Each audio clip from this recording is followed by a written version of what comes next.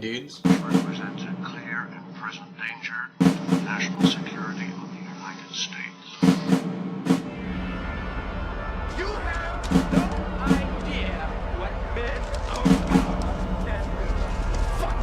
Hello everybody, welcome back to another episode of Clear and Present Dudes. This is the podcast where we just read books, damn it. We aren't spies, we just read books about everything. We just read books. Remind me to write a memo. Oh. Cool. Thanks for listening, and thank you to the people who have left nice comments and ratings. Rory, I think you've got some shout-outs you want to do? Absolutely. Once again, thanks to our usual friends of the podcast, people like Jim and Cramlington, Jen and Syracuse, who keep listening and keep giving us feedback through back channels, as well as leaving excellent comments on our social media posts. Big shout out to Richie from Blythe, new friend of the podcast. Once again, he's given us some excellent feedback. He's shared our videos on his own pages and stuff. So massive thanks. To everyone who keeps watching, keeps rating, and just keeps giving us something to do, because without an audience, I'd just be like writing a novel or something, or just talking to the fridge. I believe Mike's got something to say about our recent polls that we've been running. Okay, so you may have, if you listened to last week's episode about Firefox from 1982, I mentioned about a poll that I ran a little while ago about who was the best Jack Ryan. And as you know, if you listen to that one, it was a dead tie between Harrison Ford and Chris Pine. So on the episode for Firefox, I ran another poll just to see if I could get the answer I want.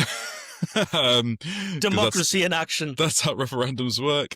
So what I ended up getting was another dead heat, but this time between Harrison Ford and Alec Baldwin. So that's one step in the right direction.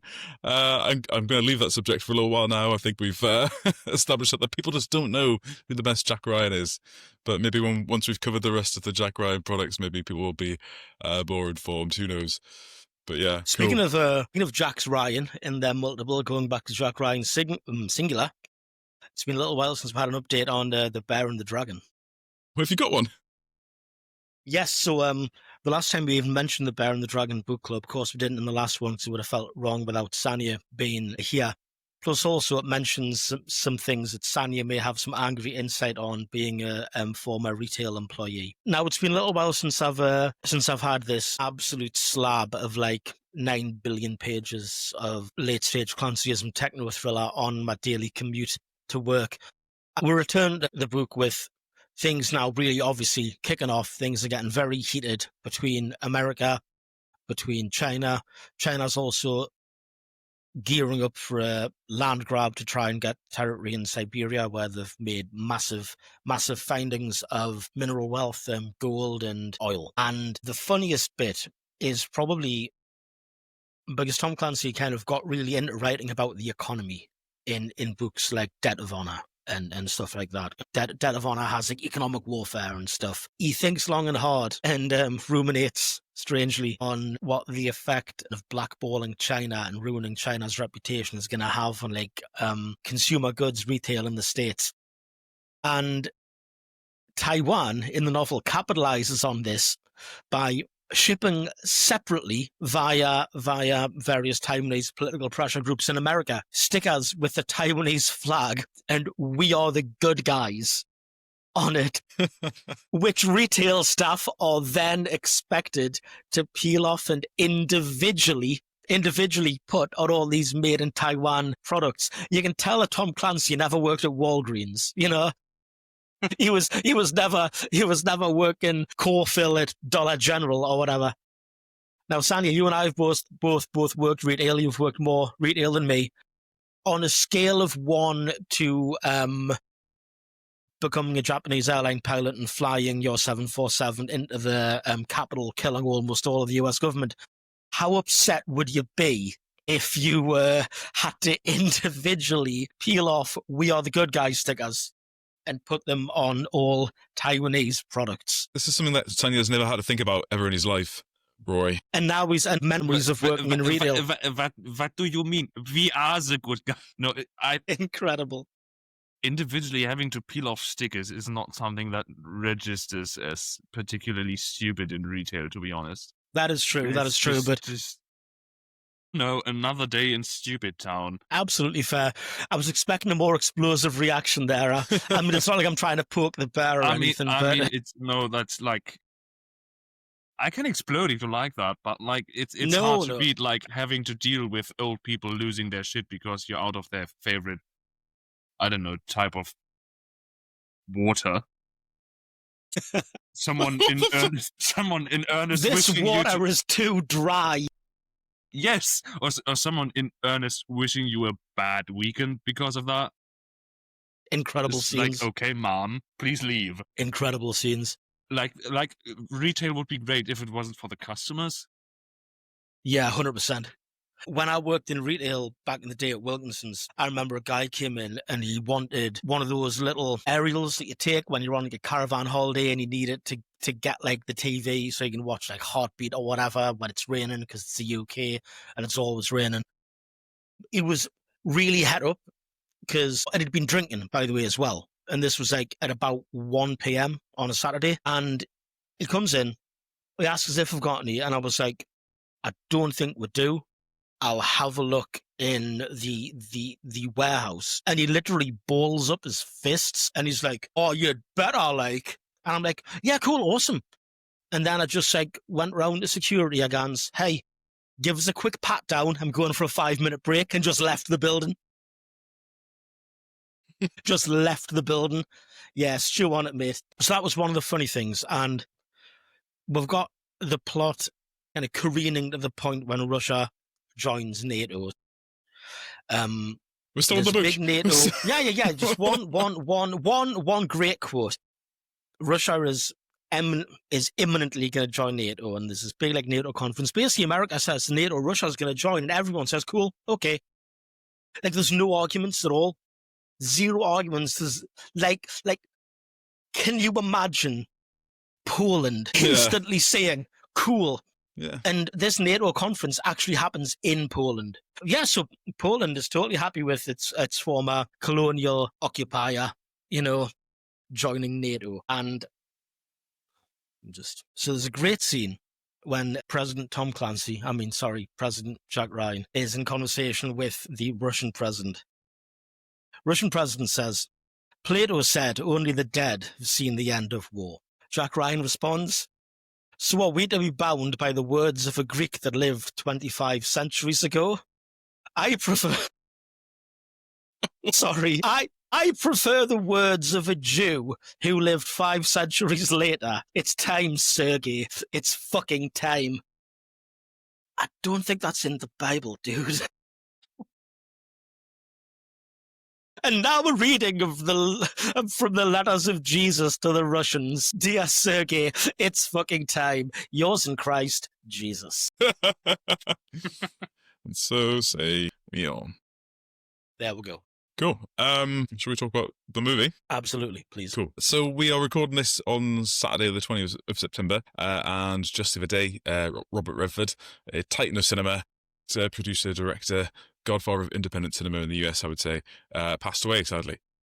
So, in the clear and present dude space, he appeared in like a few notable thriller movies, 3 Days of the Condor, which we're doing today, of course, in 1975, and then in 1976, All the President's Men, where he delivered that fantastic performance as Bob Woodward, uncovering the Watergate scandal by dialing rotary phones and having shady meetings with deep throats. But today, we are here talking about 3 Days of the Condor, screenplay by Lorenzo Semple Jr., based on the book 6 Days of the Condor by James Grady. Lorenzo slammed one quick line of coke and whilst penning his script for Flash Gordon said, I can do it in 3. And then directed by Sidney Pollack and starring Robert Redford, Faye Dunaway, Max Von Sydow, and Cliff Robertson, and John Houseman. And this is one of the 7 movies that Sidney Pollack did with Robert Redford. But I think this might be the only real spy thriller one. So yeah, cool. A lot to go through. Shall we watch the trailer, gentlemen? Let's go. Are we all synchronized? 3, okay. 2, 1. This is a major. Identification? What? Identification. My name is Turner. I work for you. What is your designation? Condor. Well, this is really well cut. Level Yeah. of damage. Everybody. Dr. Lapp, Janice, Ray, Harold. Everybody is dead. I'm not sure Condor is I like the modern music on this trailer. Yeah. It could fool a professional. I work for the CIA. I am not a spy. I just read books. We have games. We play games. What if? 7 people killed. I'll need your help. Have I ever denied you anything? Do you believe the Condor is really an endangered species? Don't expect too many mistakes from this man.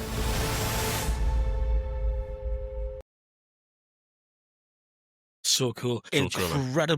Incredibly upscaled in 4K, but it looks so good for it. It does look really good. Yeah, it's a good version, which you can't Yeah. always say for things that have been upscaled. Yeah. So, the movie, I'll do a little bit of a plot beginnings bit from the wiki, as I always do. Yep. So, it stars Robert Redford. He plays Joe Turner. It describes him as a bookish CIA analyst. First of all, I take issue with him being described as bookish. He's like cool as heck. And he is, Yeah. you know, he dresses awesome. He's like a cheeky chappy. Everyone loves him. Oh, that little scamp, Joe Turner. He's not bookish, but yeah, okay.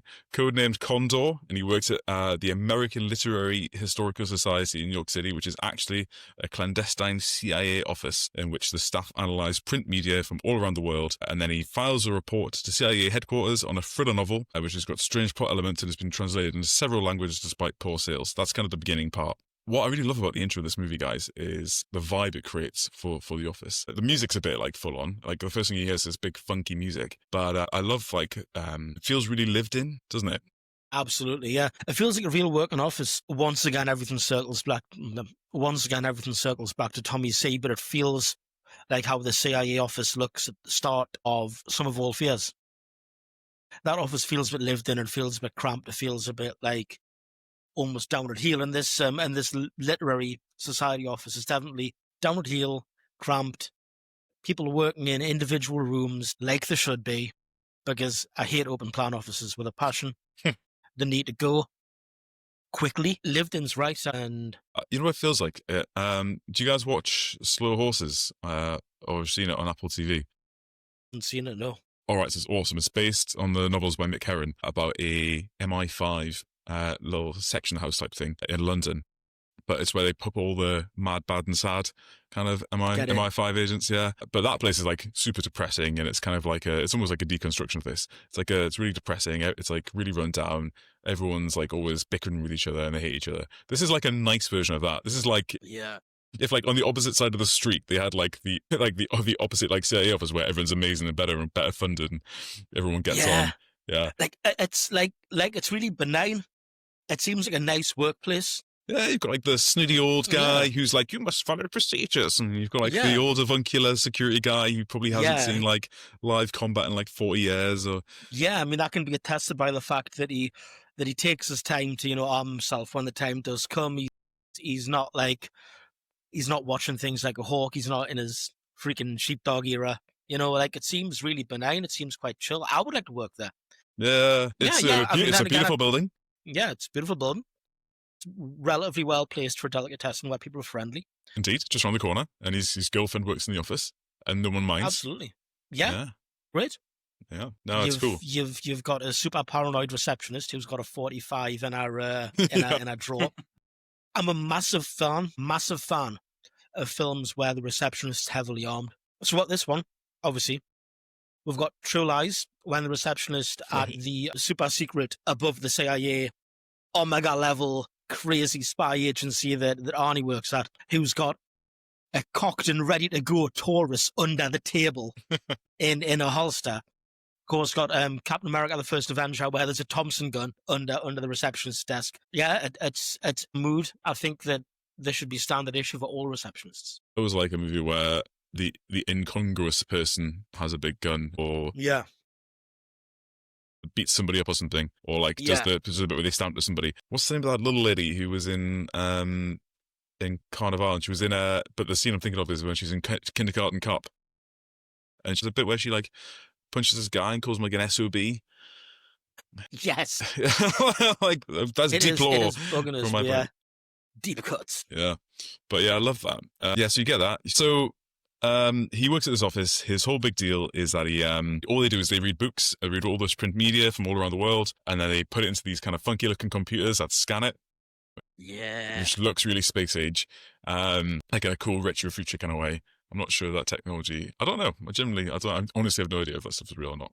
It looks funky though, and you can tell he's like a cultured guy, and he's getting really good at doing his like Oriental calligraphy and stuff. Yeah. He seems to understand and read different languages and things. And a project he's working on at the start of the movie is he's found this spy book or spy novel with interesting like plot devices. But it's been translated, even though it didn't sell very well, it's been translated into a bunch of different languages, and the languages are a bit odd as well. So you've got it's like Dutch and Arabic, but not German or Spanish or French, like not always the major languages. So that's what I kind of start things off. He sends this report in, but it's already kind of in play, isn't it? So he's already submitted this report, presumably a while back, because the movie starts with somebody sitting in a car observing everyone's movements into the building, taking off when everyone's inside. And then the instigating incident, I suppose, is the attack on the office, the assassinations of everyone who works there. Yeah. What do you think about that? It was so cool. It was great. Neither rain nor sleet nor snow nor hail will stop the US mail. Especially if the postman's got a suppressed Mach 10 under his little rain poncho. Good use of the bad weather to give them like extra kind of like low visibility, I guess. Like, the weather's rubbish. This is great. They can wear bulky ponchos with the heat underneath it. Mm-hmm. Can you imagine if like the plan was like foiled by like a bizarre heat wave, and like the postman's got to do it in like little shorts and like short sleeves, and he's just walking around with this just Mac with a gigantic can on the end of it, and it's like, no, this is my emotional support submachine gun. Really cool. Brutal, clinical, emotionless, dispassionate, the way they act. Kind of shocking, even now. For something that came out in 1975, watching it now, it's pretty brutal. Yeah. Just gunning down that old lady straight away, gunning down like the old guy. Yeah. Yeah, like no mercy. The bit, oh god, Max Von Sydow walking into the room where Janice, her name is the kind of girlfriend. Yeah. And he's like, just move away from the window, please. And he's like, super polite. Yeah. Move away from the window, please. Yeah. And then she's like, I won't scream. And then, bang, bang, bang, bang. Yeah, it's like, I know. Grim. Yeah, very grim. Incredibly grim. Yeah. Yeah, really, really well done. And I like the setup for it all as well. So I like that Joe is like, one of his weird little quirks is that he's like tracking the weather, like down to the minute. Yeah. Like it's gonna stop raining at 11:30.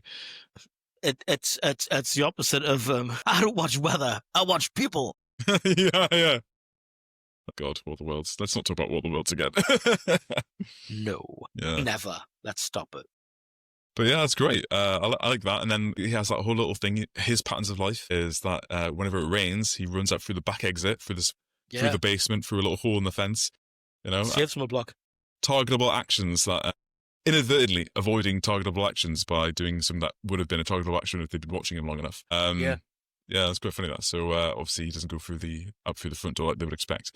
Yeah, that's cool. So I love that. And then obviously he goes to the deli, gets his sandwiches, comes back, finds the some great banter with the guys at the deli as well, the customers. That's absolutely brilliant. It's that's just class, man. I love it. It's friendly, jovial banter. He's obviously a really cool guy, and like you said, it's great because this film's like, look at this bookish turbo nerd, and he walks into this deli, and he's literally the coolest guy there. Yeah, exactly. And everyone's like, hey, man, it's this freaking golden gods just walked in. But nerd. Yeah. Look at him. Look at him with his reading and his calligraphy. Nerd. Just handsome man who's ever lived. Yeah. Like it's... Robert Redford was tried out for the role that Dustin Hoffman got in The Graduate. Whoa. And they told him, like, there's no way you can be in this movie because, like, you're not believable as a loser. And he's like, what are you talking about? I can be a loser. And they said, like, yeah, but look, no one's going to look at you and think that you ever struck out with a girl. And he's like, what do you mean? Struck out with a girl? And he's like, he didn't understand the concept of striking out with a girl because he's Robert Redford. That's incredible. It's like, wait a minute, there are people out there who aren't attracted to me. No, but it's like, you can bet he was humble with it as well. He wasn't like, actually, I'm Robert Redford, super stud. That's it. That's what they all say. I can play a loser, you know? Yeah, I read a tremendous obit in The Guardian this morning. That was basically like, they say never meet your heroes. They're wrong. And it was a big, long bunch, like about a dozen different people all talking about the amazing experiences they had working with Robert Redford throughout his entire career. First-time directors working with him, like in the 2000s when he's still this absolute behemoth, and him just being super humble and super nice and just saying, like, tell me what you want from me. I won't look at the monitor. I'm an actor, just do, And at this point, obviously, he's like prolific and acclaimed director. So, really wonderful guy, So it's a big loss. Yeah, so, definitely. Joe Turner returns back to the office, finds all his co-workers dead, pretty grim. And again, really believable. Good from him, I think, because he, his usual self walks in. He's so divorced from the possibility that anything bad could happen because he doesn't see himself as a service person, doesn't see himself or see what they're working in. Their working environment is something that people would target because in his mind, he's just a guy who reads books and doesn't really think about like who he's reading books for, I guess. Yeah. So the idea that harm could befall them is like just completely absent from him. Yeah, I mean, it's a really kind of like unsecure building as well. I mean, obviously they've got like the CCTV that he plays games with and hides his face and stuff like that, and they haven't got like a super steely security guard who's like, no, pull that hat back up and let me see it's really you kind of thing. There's no metal detector or anything. So yeah, he doesn't even show that much fear and trepidation when he realizes that the door's open, which would have been like, maybe a major red flag if like you lived in a more, well, if you lived and worked in a more secure kind of place with like kind of multiple like authentications and I don't know, maybe just freaking metal detectors and stuff. It's a pretty. He's so so disconnected from the rest of like the broader machinery of like of the CIA that he just doesn't have that sort of appreciation for like what a combat indicator would be.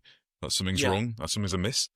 It's mental that because even as a regular human being living in New York in the 70s, you would assume that your front door being slightly ajar is it would be like not good, suspicious. Crime might have occurred. But looks around, sees everything he needs to see, goes and finds his girlfriend, which is pretty harrowing. And we like her like straight away. She's like she's super likable. Yeah. So that's particularly sad. He then flees from the building, takes the 45, and then makes a very panicked and again very non-military, non-espionage type phone call from a payphone to his. I guess it's like their equivalent of the G Fleet controller at the CIA, the major. The major, yeah. Following on in the tradition of No Way Out and Tom Clancy's Op Center, once again we have a dude in a wheelchair in an operations room. Yeah. And it's a weird little ops room that because he's got like this cool desk with everything on it.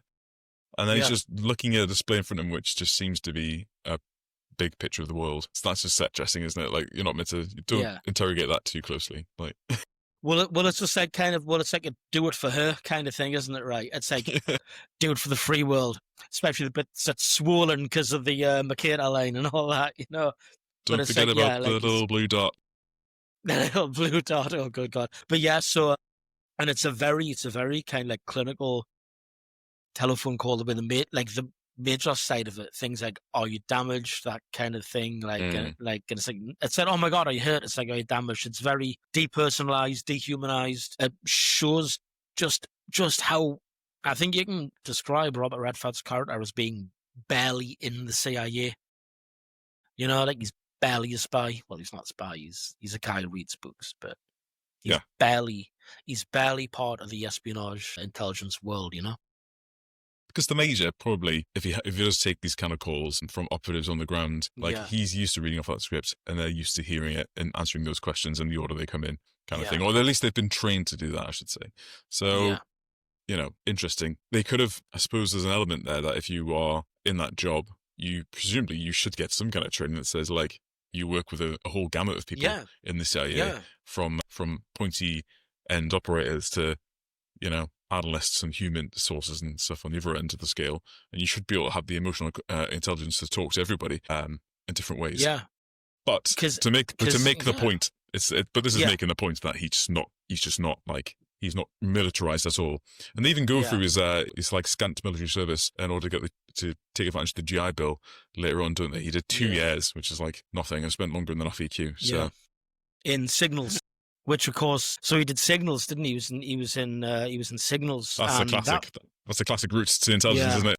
Yeah, and of course that comes into play later on with his phone freaking and stuff, and there's just incredible analog tradecraft. I'm sitting there just like, yes, Yeah, it's really good, isn't phone it? freaking, phone jack, and switchboards. Yeah, I love that. Hook it to my veins.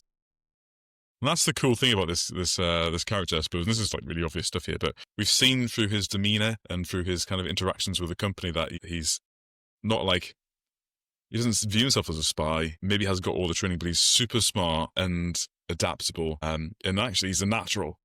Not to make like a Robert Redford pun about the natural, but he's a natural. Dude, maybe if you were like had a slightly different temperament, you could have been really, really good at this. Yeah, I mean, he certainly proves that later in the film with just his a few absolute masterstrokes. Not getting ahead of ourselves too much, but the way he covers his movements and essentially sniper-proofs himself by just creating a group of people in which to hide and conceal himself within. You know, it's tremendous. It's so good. Right, I'll try and canter through some of the plot, I guess, because there's a lot going on. It's a dense plot. I don't know how they've shortened it down from 6 days to 3 days because there's a lot going on. Hollywood, baby. That's Hollywood, baby. Yeah. Hollywood moves fast and breaks things. So it's so I guess so the beginning of it for him is pretty horrible. So his first, not even 24 hours, his first like 4 hours are incredibly stressful. He wants to try and come in. They don't want to bring him in. There's obviously two different arms of the CIA here. There's like the core CIA who are just doing their daily routine business, and then there's the little sector of the CIA, which we later find out towards the end of the film is run by this guy called Leonard Atwood, who is trying to hush a project that he's had running in the background, and is taking everyone out from within the company to do that, which is a bit rogue. But because he's so unfamiliar with the procedure, he's distrustful of everybody, and he's right to be distrustful because the people that are being used to bring him in aren't on his side. They get a friend of his called Sam, to meet him in an alleyway behind a hotel, but there's a guy Wicks there with him as well, who's from the company, and Wicks, who we thought, when you first meet him, you think he's all right. He flies to New York to do it himself personally, and then tries to assassinate him. Yeah. And then he does kill the guy Sam, because obviously Sam's a witness now to what's happened. They pin that on. They don't name him. They don't have a witness or anything, but they basically try and pin it. Both shootings, because our boy Joe Turner gets a shot off from his 45 and takes out the leg of the Wicks guy. Yeah. They try and pin both of them on him, and he continues on the run. I'm trying to get through this bit so we can get to the exciting next bit, which was as he's fleeing the scene of the alley from the shooting, he ducks into an outdoor store. This movie's a stealth Christmas movie, so we can hear like silver bells and everyone's like buying big heavy coats and skis and stuff because they're all going to head up north to do some skiing and what have you.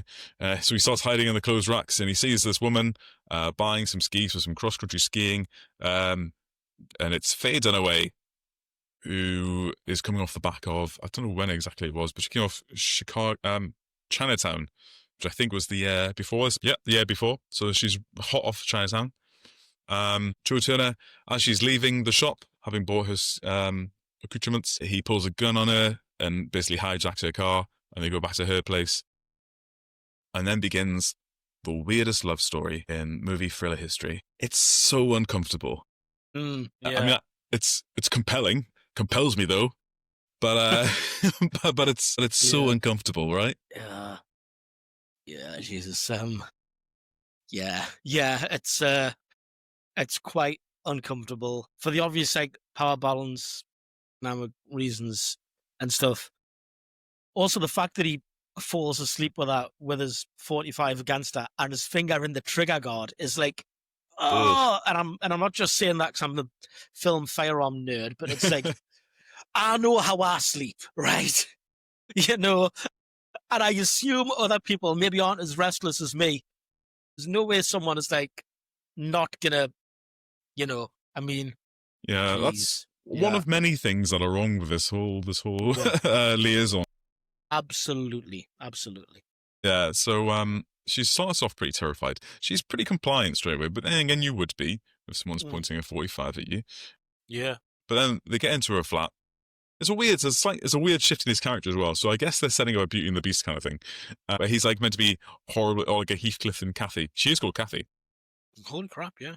So like some sort of he's like moody and terse and horrible, which is weird because his character so far, right? He's had two min moods: cheeky chappy at the beginning, everybody loves, charming, lovely, everyone loves Joe, or Joey as his friends call him, and then he's obviously scared and on the run, and because he's scared, obviously he's a little bit stressed out. So like, we could probably give him a kind of a bit of slack for being stressed out, but some of the way he talks to her as soon as they're in her flat is he's like downright like kind of just mean and rude. Like, I mean, he's crossed the Rubicon, hasn't he? He's shot someone earlier that day, so that's probably chiefly on his mind. Yeah, like it's been like transformative for him. I mean, especially the line later on when she's like, paraphrasing, but she's like, I want to know more about you, today, etc. And he's like, I don't know what happened yesterday. Today it rained. It's like his gunfight is sort of a hard reset, really. That's a really good point. It gives him absolute clarity. It sharpens him, and it just kind of erases a lot of his personality gets changed. The kind of behavior that we see at the start. Mm-hmm. Pretty much erased. Also, just a really, really quick sidelong one. I bet so many absolute like gun range fuds, 8 rounds is enough kind of guys got really upset that the leg shot from a 45 wasn't like instantly like dismembering his leg and stuff, because there's all that established fud lore. It's like 9mm kills the body, 45 kills the soul, and it's like, and it's like that scene in the Pacific when a guy's getting told about the 1911. Oh, if you hit a guy in the hand, it'll take his arm off and stuff. And it's like, yeah, there's probably some people watching it like, oh my God, no, he's still got both legs. One of them hasn't been turned into instant dust by the super caliber. Yeah, myth busted. Yeah, ridiculous. God bless Hoss. So it turns out that he's kind of doing Kathy a favor by doing this, because she's meant to be going on a skiing holiday with a boyfriend who sounds like a guy called Ben, who sounds like an asshole. And I say that knowing the trivia that this is Sidney Pollack's voice on the phone, but he's being an asshole, right? And she appears to be like what I'm going to describe as terminally flaky, incurably flaky. like this is not the first time that she's apparently meant to be going on this trip, and she's called it off several times before. She just doesn't want to go skiing with this guy. Stop trying to make her ski. She doesn't want to ski. Right? She wants to take photos. She wants to items. She wants to take New York City. Yeah, she wants to take photos in black and white and just be cool. Yeah, in the book. Not an awesome. In the book, yeah.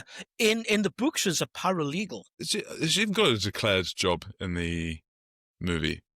I just assume she's a photographer who's probably kind of getting a bit of patronage from this guy who can afford skiing holidays. I mean, I don't think it's like to the level of No Way Out when he's paying for a rent, but I think she'll probably kind of. Well, I mean, there's never a scene when she's like, "Oh my God, I've got to go to work." People at work will be expecting me. Yeah, work are going to call. They're going to be like, "You're absent without leave, Rory. You sacked, Rory." I mean, sorry. Yeah. Peace out to employment. That's right. Yeah, because she's a photographer, as you say. Yeah. She takes these extraordinary. It's worth mentioning. She takes these extraordinarily bleak-looking black and white photographs. Yeah. Of not so much sort of landscapes, but like scenes, street scenes, trees bare with no leaves, a view of a bridge, through other bits of architecture. Yeah. These pictures that evoke great loneliness, emptiness, as Turnus describes. Not autumn, not winter, in between November. Yeah. So lonely, and he's like struck by it. And actually, that's the first moment that they kind of connect, because she sees that, oh, this guy isn't like a thug, and he might be a bit, crazy or whatever, but there's something about him. Yeah. She's not initially believing of his story, but eventually, as you alluded to, they have the moment where they sleep on the same bed together while he's holding a gun to her, and then he wakes up. Horrifying prospect. It is grim. That's not the grimmest thing he does, but it's up there. Yeah. And then he gets up, he watches the news report, he sees the news report, which describes there's got a witness. There's a police officer gets interviewed by the press from the scene, the alleyway, and clearly the company's been there and has prepped everybody for what the party line is, what the lines to take are with the media. and it doesn't allude to a fugitive spy, at least. And it gives cover identities for the two people who were in the alleyway. So it's like, oh. Yeah. And that tips him off. The CIA are aware of this. They know.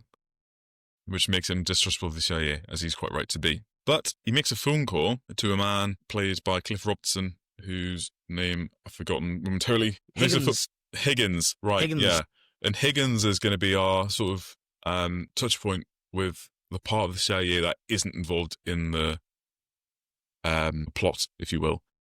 So he's his one line, and they have a bit of an interplay from the rest of the movie now of Higgins wants to bring the guy in, but he's distrustful, so Higgins can't just bring him into the company. He's quite right to, because people from within the company are trying to kill him. But it's good because it allows us to have a back and forth. Every now and again, they'll have these meetings throughout the movie, and obviously the final scene, which we'll talk about in due course, is this great dialogue scene that wouldn't happen if there was no route to talk to the CIA. So he plays a really important role for that point. He arranges a meet with her using Kathy to get into her office and find out where he is, and then get eyes on, so then he can arrange a meet later. So that's Which cool. is brilliant. It's brilliant how you can tell 1970s were a different time. You can just walk into the CIA building and fill in some forms. And the World Trade Center, no less. Yeah, bloody hell. Yeah. But we've skipped a couple of little bits. So there's two cool things I want to talk about. First, I say two cool things. One thing is the first time that they have sex. So there's a bit where your boy Turner leaves the apartment, and before leaving the apartment, to make sure that she doesn't call the police or escape or do anything, he ties her up and leaves her there for hours on end, gagged, bound. He comes back after doing his business, like, making some phone calls and scoping out his old apartment or whatever, and starts untying her, takes the gag off, and they're talking, and then the soft jazz starts coming in from out of nowhere, just this little saxophone, and as they're talking, he realizes, like, halfway through the conversation, that they're still having like a pretty friendly conversation. Why haven't you asked me to untie you? And it's like, maybe she likes it, Maybe she enjoys it, yeah. And it's pretty weird. Maybe she has a pretty unfulfilling and lonely life, and maybe this is the most exciting thing that's happened for a while, even though it's horrifying. And she's holding both those truths in her head at the same time, and it's pretty weird.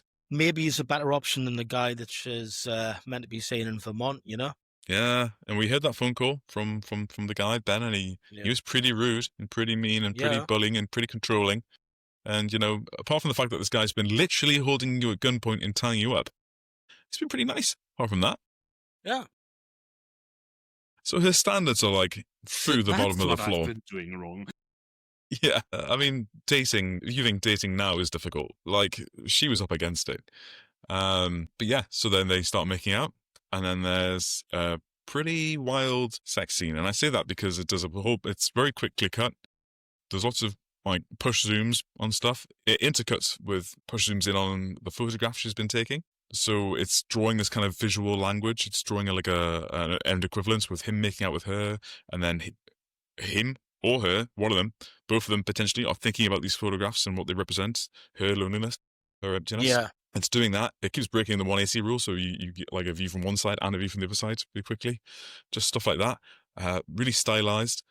And the music is slightly at odds with it, I think, because the music's a little bit too generic, a little bit too like standard soft jazz for a love scene. I was going to say it's dead jazzy, isn't it? It's got such a jazzy soundtrack that I actually like, but I understand it can be a bit divisive. So do I. I like it, but I think in this particular instance, someone else who did a lot of like jazzy sounding music but made it just creepy enough was Angelo Badalamenti and his work with David Lynch. And I think if he'd put something on here, he would have just made it that little bit creepy. Yeah, that would have just made it a bit like, this isn't like a love scene. This is like a toxic love scene. Yeah, this is like weird.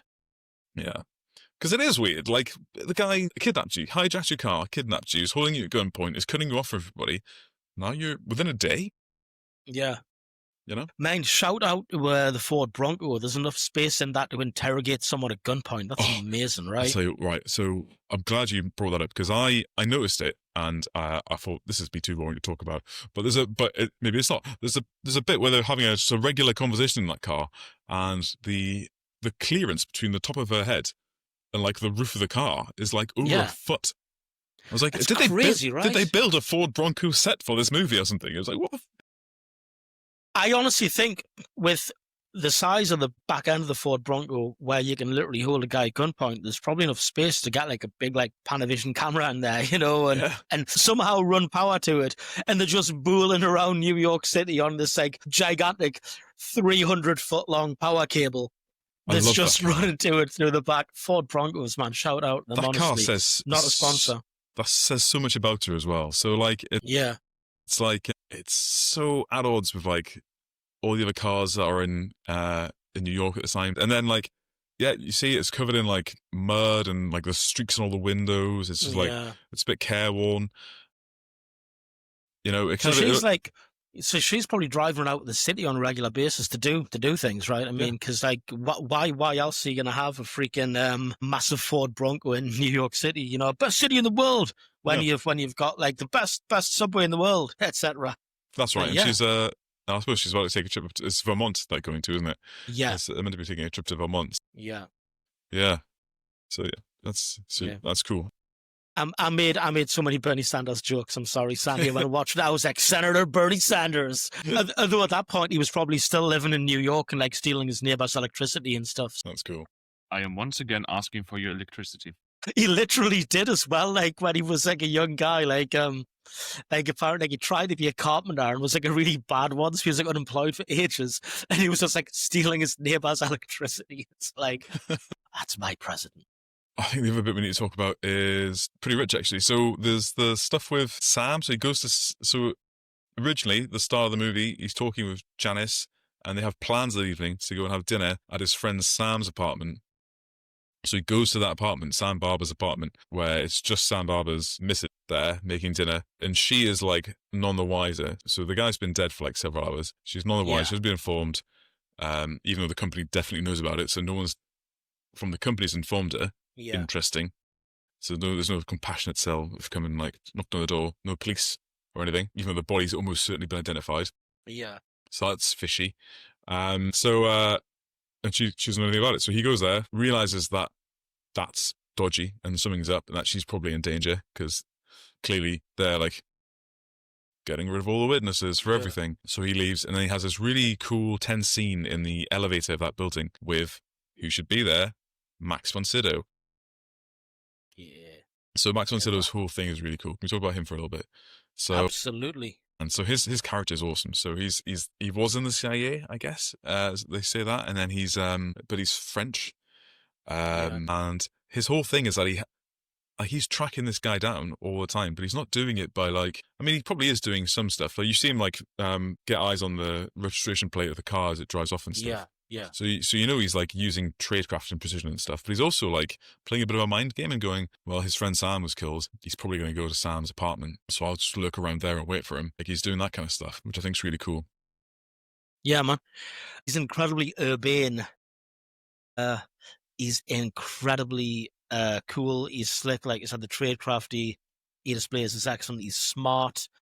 He's cold, dispassionate. But there is the strangest bit of warmth about him towards the end. Yeah. That we'll get into when we get into. Something about, sorry, just circling back for a few moments. When Robert Redford's leaving his friend's wife's apartment, you notice he turns all the gas on the stove. Did you notice that? I think she's already cooking and he turns it off. Right. So I thought he was turning it on. So I guess it makes so she more says, sense. Yeah. she says, I'm cooking. And he's like telling us to go up to a neighbor's apartment and stay there until this kind of blows over. Right. So he's turning the oven and everything off so it doesn't set fire, I think. Right. I thought it was like the opposite way around. But it's cool that he's like thinking about that kind of stuff. Yeah, I mean, like he becomes, for a guy who just reads books, he becomes incredibly switched on. Situational awareness is like unreal. So he has that scene in the elevator, and again, you do like just like you said, you get like hints of Max von Sydow's warmth. He makes a little comment about, because these two kids come in, they're like teenagers, but they're probably played by guys in their 20s, and then they come in and they like smash all the buttons on the elevator and are just generally annoying and weird. And he's like, kids, they're like that everywhere, I expect. And it's just like, oh yeah, I probably would like to. And then obviously he does that brilliant thing you mentioned earlier on. So he knows that Max von Sydow has left the building first, and therefore is lying in wait to ambush him. So he gets that crowd of people around him by saying he needs to unlock his car. He's willing to give $5 to the guy if he can jimmy the car, and then everyone comes to watch. So there's a whole crowd of people walking around him. So he creates his own little personal security detail. I love how Max von Sydow is using what really appears to be a Mauser C96 with a stock and a scope on it. That's incredibly cool because I'm a C96 aficionado. It's so freaking cool, man. Like it's got the perfect spy movie vibes, you know. I just love that. Like, man, I don't know. Oh, that's very cool. What's the next big thing? I suppose the next big one is now that that's been foiled, we do get some scenes that sort of explain what's going on sort of story-wise. So we know that Max von Sydow is a free agent, and he's being it's just outside of the company time to square all these killings away. Because Turner got away initially, everyone associated with Turner is kind of being done for free. So he's an honourable businessman, if nothing else. Yeah. The next thing we see is because now that we've established that Max von Sydow now that Turner recognizes Max von Sydow Joubert by his face, he now knows that he can't just approach him in the street anymore, so he has to use different means. So the next thing we see is the morning after, the night before, Kathy's having a shower, and then who should come to the door? It's only your friendly local neighborhood mailman, and we have a bit of a confrontation there, don't we? Yeah. It's the scene when he's got a sign for the parcel, so the guy ends up kind of essentially forcing entry behind him, and this is the first time you see Robert Redford kind of outmaneuvered a little bit, or is he? Because I mean, he's pretending that like is he pretending that the pen's not working? I think in order to get the guy into the house. So my take on that was that the pen was already dry. And and he engineered that situation to get into the house by having a dry pen. Right. Because the guy's like, I have to go back in and get a pen. And he's like, oh, I'll just follow you in. There we go. I think that's his way of getting entry in. I think that's a bit of tradecraft from the assassination. Yeah. Interesting thing is as well, I mean, you know, when you're like dressed as like a US mailman, that's like a federal employee, right? Mm-hmm. So like, people are like not going to be willing to get in like a physical altercation with a federal employee because that's like probably a felony. Yeah. So yeah, I know. I cut that out. I thought it's funny. That's funny. It's a felony to assault an on-duty mailman. Probably. Yeah, a federal employee, right? So yeah, he's wearing the president's uniform that he's been given by his country. They're basically troops. Yeah, Newman. Yeah. Yeah, so that fight is pretty cool, I think. There's a lot of like, because again, it's a bit of a situational awareness. It's a little, it's a scrappy fight, but it's things like pulling rugs out of each other's feet and stuff, and like fire poker, and fire poker. Would he go? Would he not go? That's really cool. Yeah, and there's always like the kind of scene when there's a fight over a gun, right? So like he drops the Mac and then fight over, but then he sees that the 45's on the table, so now there's two weapons in play, and it adds a bit extra cool little quirks to the fight choreography, you know? And then Kathy comes in and she helps. Yeah. Like she doesn't have to. She could have stayed in the other room. Yeah. I mean, if the fight had been lost, I mean, she would have probably so would she be. Yeah. So would she. But she still comes in and wails on the side of Turner. Yeah, I mean, Robert Redford's got that kind of charisma that people will throw hands from, you know? Yeah. I mean, yeah. And he only uses that power for good. Yeah, he does. What a wonderful guy he is. Yeah. Yeah, tremendous. So yeah, she does that. And this is like almost more than the sex scene. This is like a step change for the relationship. So like the morning after the sex scene, she obviously is a bit glib about it and a bit like weird and a little bit like self-deprecating, maybe self-loathing a little bit. Maybe she's a little bit ashamed of herself for what she's been doing. Yeah. Because she kind of refers to herself as your good old spy fucker, which is very funny, but also like really acerbic. Yeah. Whereas after this, she has a bit of a panic attack because it's pretty traumatic. And then she gets herself together, and then they plan a little con together. They do a little Ocean's 11 type thing together. They do a little con on Higgins to get her out of the office. Yes. And he even gives her a little bird code name as well. Sparrowhawk, right? Sparrowhawk. That's right. Yeah. Yeah. Very cool. Yeah. And through that discussion with Higgins, they hold him at gunpoint in the back of the car. Through that discussion with Higgins, they find out that this hitman is called Joubert, and he's worked, and the mailman guy, have both worked for Higgins before. Yeah. Not Higgins, sorry, for Wicks. Sorry, a guy called Wicks, who was the guy who was in the alleyway and got shot, and Wicks has now been killed as well by Joubert. So this is like Higgins discovering that, there is something fishy going on. It's not just this guy. This guy actually might be telling the truth because, hinky. And then we don't have the benefit of Gene Hackman announcing it for us like he did in Enemy at the State, but this is when the tables turn a bit and they start, going on the offensive and getting on the front foot. So Robert Redford now is actively trying to track down Joubert and actively trying to find out who he's working for. And he does it by doing the cool thing you described earlier, which is... the phone freaking. He gets into the... Yeah. I guess it's a switchboard. Is it the internal and external switchboard inside the Holiday Inn in which he's staying at? Yeah, so he's in the hotel and he's hacking all the hotel phones to ring up to his room, listen to his room. He uses Walkman to record the dial tone, and then he puts it through is it an automated service that does kind of tone recognition, then it reads the numbers back to him, or is it an agent at the end of the phone? It's automated, I think, isn't it? I was going to put this down as a potential oversell, because an automated phone service in 1975 that could listen to what you're doing and translate it back, including dial tone analysis. So that's listening to pitch and decoding it, and then sending it back to you. But that could be a bit of an oversell, yeah. I think a major oversell as well, sorry, just kind of cut back a little bit, is when they've got the footage of Joubert getting eliminated, and they've got the little video of 2CV getting blown up in Beirut or something like that, and it's it's like the least analog thing about a film. It's a very much an analog technology thriller. It really is. The bit with the street map when it's bouncing around. That's exactly what I was going to say. Yeah, when it's got the whole of Bronx is talking to each other, or something like that. The whole of Brooklyn's talking to each other. One of the boroughs. To the 5 boroughs. One of them boroughs.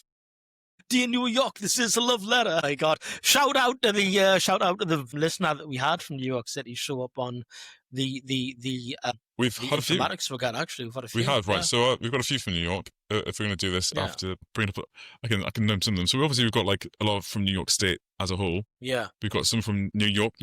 Somebody from the Bronx. Somebody from Queens. Hell yeah, man. Yeah, we haven't had Manhattan or Staten Island yet. Yeah, man, we need to collect them all. We've got to get all the 5. Got to get them all. That's the point when I think we've got Brooklyn. We haven't got the Bronx. That's it. Yeah. We haven't got the Bronx. We haven't got Staten Island. We haven't got Manhattan. The Village, the Sailor's World. Anyway, sorry. Woo! And you know I didn't steal it. Except I just did. Yeah, cool. Right. Man, yeah, that bit's awesome. But the phone, and it keeps the maps jumping around, and it's like... what's doing that? Is that a little pin that's on a big map that's getting moved around and it's got a little camera on it, a little pinhole camera? Is it like a little and it's just camera obscura? Yeah. And it's like big clunks and clicks and whirs and tapes and things moving.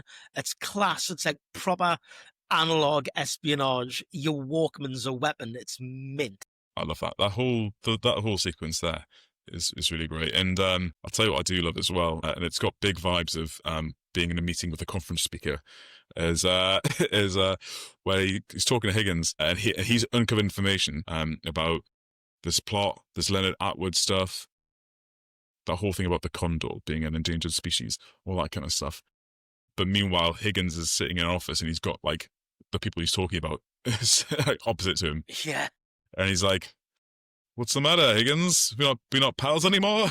What's the matter?" And he's just like, "Oh man, stop talking or I'm gonna get killed next." So that's cool. Yeah, I love that. And he gets his jump on pretty quickly. So we're nearly at the end of the movie. So we have one scene I need to talk about, which is Kathy's exit from the movie. So Kathy's pretty much done at this point. They've had their one night of passion. She's helped him kill a guy in her own apartment, and apparently that's the line. That's the line that she won't cross. The rest of it she was pretty cool with. But that's it. No, it's not even that, actually. So she has a tearful goodbye, and she looks generally good. It's almost like her being super flaky is beyond her control. she's like stood there at a train station with like Robert Redford opposite to her, and he's got like a couple of days of growth now. He's like got golden hair, you know, he looks rugged AF. It's like this guy's getting more and more handsome as the movie goes on, and she's there like, I can't get to know you more because I feel like you're not going to last very long, and I don't want to fall for you and then like lose you. She shouldn't say this exactly, but she's, you know, it's between the lines, right? Yeah, like, it's a monologue. Yeah. Yeah, and then she leaves. She just walks away, and like there's probably a dead body still in her flat, but she's ready to go. They probably could have been. And I bet this is what happens in the 6 days in the book. Maybe is that body gets like dealt with by them, or the company come and collect it while they're out. But She gets shot in the book. what? She gets shot in the book. Shot and killed? No, shot and badly wounded, but survives. Spoilers for the book. Yeah. So that's the 3 days they took out of it. The 3 days is just like Just 3 days of rehab. this in rehab, in agony, in the hospital. Like the first 2 days are exactly the same, and then they have a 3-day like city break in Boston, and then they come back. That's where she and that's where she gets shot in Boston. She says something snide about the Boston Bruins, and someone just caps her. Someone whips out a high point and just puts like 3 in her leg or something. Yeah, someone like hits her. Bang, bang, bang. Go Pats! Go Pats! Go fuck yourself. Oh my god. She says something disparaging about the Dropkick Murphys, and just like 3 off-duty cops shoot her.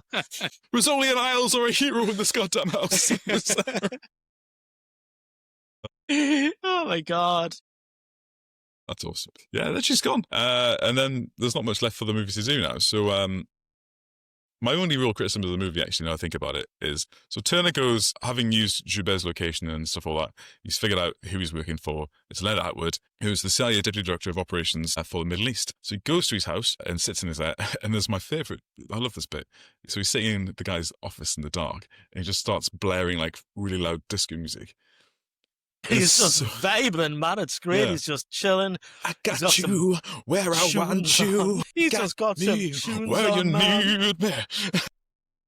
You know, after multiple days on the run from the CIA, some people just need to do a light break and listen to some music just to relax, man. Just to chill, you know, Yeah. just to recenter yourself, you know, just get the tunes on and flex your ultimate superiority by not only breaking into someone's house, but listening to his records while he's asleep upstairs. It's incredibly based. Yeah, it is. It's so cool. And that's another classic trope that we're going to see in a whole bunch of these movies is the I've broken into your home and I'm waiting for you trope. But yeah, awesome. Leonard Atwood handles it better than I would have done. Like if I heard like music blaring from my living room in the middle of the night, I would have come downstairs like, what the fuck? Like, Yeah. what?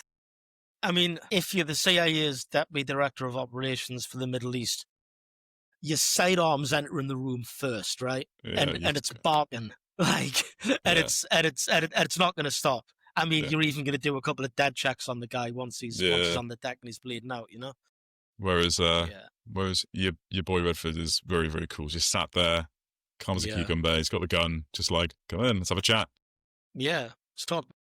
When they turn that music off, I need to talk about that music when we do needle drops, by the way. So then he gets at Leonard and he's like, "What's going on? What's this all about? This is about that report I put in. What was in that report?" And he thinks for a minute, for like the first time in the movie, about what was in the subject of the report, and puts like 1 and 1 together and comes up with that it's all about the story, and the story was all about the securing of oil supply in the Middle East. Yeah. Which would be a genuine thing that. You know, I mean, it was at the time, but then even more so through the 90s and noughties and now.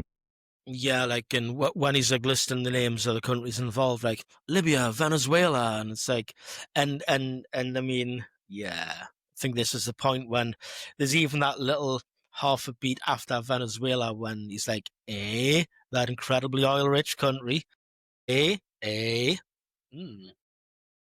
get oil, you get bananas. Yeah, so yeah, it does that, and then he's like, oil, which is cool, but because we didn't get to understand what his report was really about at the beginning of the movie, it does come a bit like out of nowhere. Which I imagine isn't the case in the book, right? The book must go into more detail. I imagine it does, yeah. I've only read a bit about the book. I haven't read the whole thing. Okay, I cool. enough time. But yeah, I've also not had much time this week because I've been busy with my own little proxy war at work, which I can't really talk about, but still. Yeah, cool. So, awesome. He understands what it's all about. And then we see, walk into the room, Max Von Sydow, and it's like, oh, jig's up, Max Von Sydow's finally here. What's going to happen? And then, surprising everybody, Max Von Sydow, he walks over, he tells Robert Redford to put his phone in front of the handle, release the handle, the clock and handle. So, the hammer, even, I should say. Yeah. And then he takes his gun off him, and then you think, right, this is it. Redford's got to go. But instead, the CIA, through Higgins, have rehired Max Von Sydow for, I guess, more money, outbid him. So our honourable, I'll do everybody for free, sorry I didn't get Robert Redford the first time, our honourable good businessman is actually not so honourable and went for the highest bidder instead.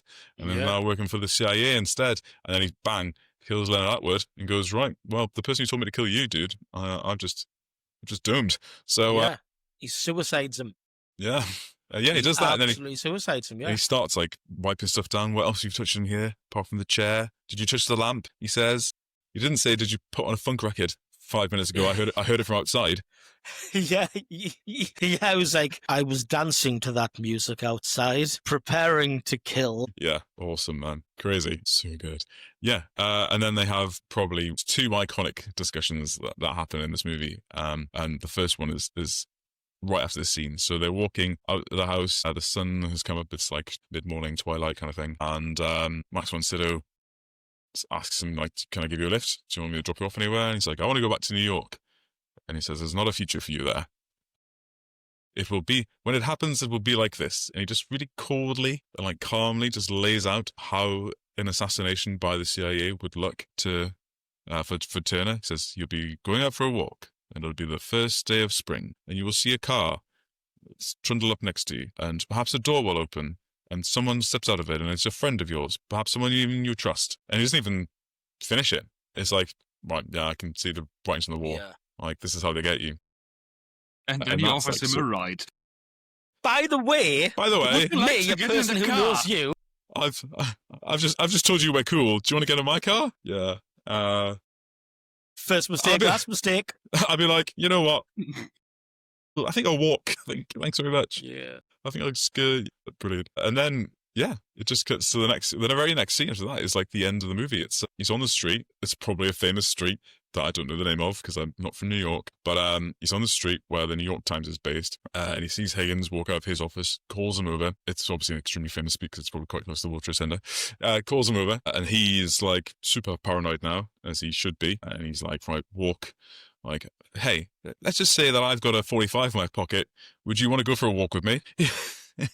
It's like, which way? West. Walk 3 or 4 steps ahead of me. And I love that, by the way, and I'm sure you do as well, because it's a really bad thing in movies where someone holds the gun into someone's spine as they're walking, and you're like, you just ask them if you could spin around and have the gun taken off you. Basically, yeah.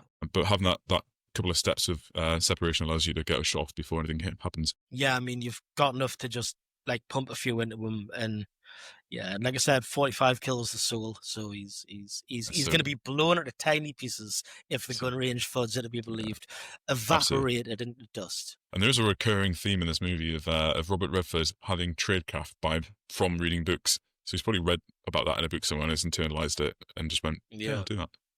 Yeah. So he's very good at turning that information into action. So he's got the guy walking ahead of him, Higgins, and Higgins says, like, you can't do this. Like, what do you think's next for you? You know, you're going to get you. Like, it's over. Either you come back into the company or you're going to be dead. And then it turns out he's handed the story off to the New York Times. Where he said, like, you play games, I just tell stories. Yeah. And I love that bit. So they have that argument, though, first about the morality of what the CIA has done here. Because all they've done, really, and until the killing started, was develop some plans, basically some red teaming, about things they could do around the globe to secure America's influence and power. And one of those was energy security in the Middle East. And all that happened really here is that Leonard Atwood guy took it one step too far and was about to start actioning stuff that was maybe not in his purview to do. But obviously, he is the Deputy Director of Operations in the Middle East, so he probably does have a fair amount of authority to do that kind of stuff. If it came out and people knew about it, like it was blown by someone like Robert Redford and his whole little building, it would obviously look tremendous reputational damage to the US. So that's what they're arguing about. And Higgins makes the point, which is scary and true. When it happens, when you don't have power, when your car engine doesn't start, when your home doesn't get heated, you won't care how the government squares it away for you. You'll just want them to get it for you. And that is true with people who live in countries where you're facing these kind of problems, and your security is at risk.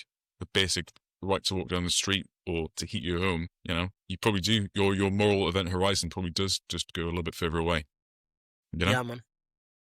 So they have that chat, and then my favorite thing about the movie, I suppose, is that it ends on a really uncertain, like it's quite a sour note. It ends on a bit of a bleak, uncertain kind of like, how do you know they're going to print it? Like, when you walk away, like that's you done. How do you know how do you know that they're going to print the story? And if they don't print the story, if they don't run with it, then he's played his only hand, and you'll just get wiped out.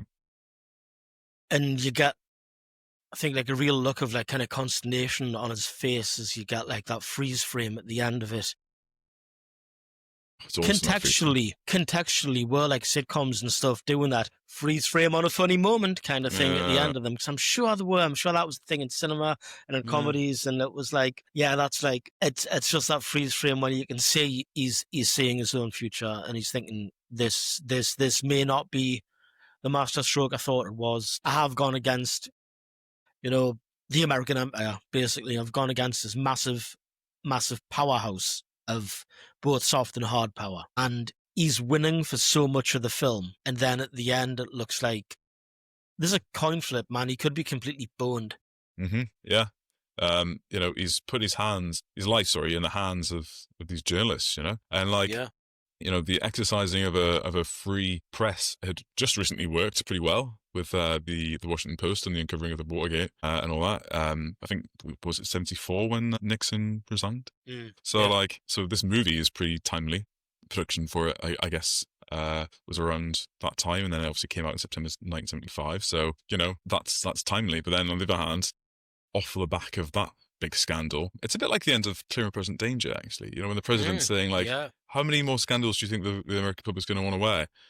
Like they've just had one big one. They're not going to wear another right away. They simply won't stand for it. They'll want a scapegoat and they'll want it to go away. So there's a chance that this doesn't make the waves that he thinks it's going to. And he probably will get in a timely sad end. It's pretty bleak.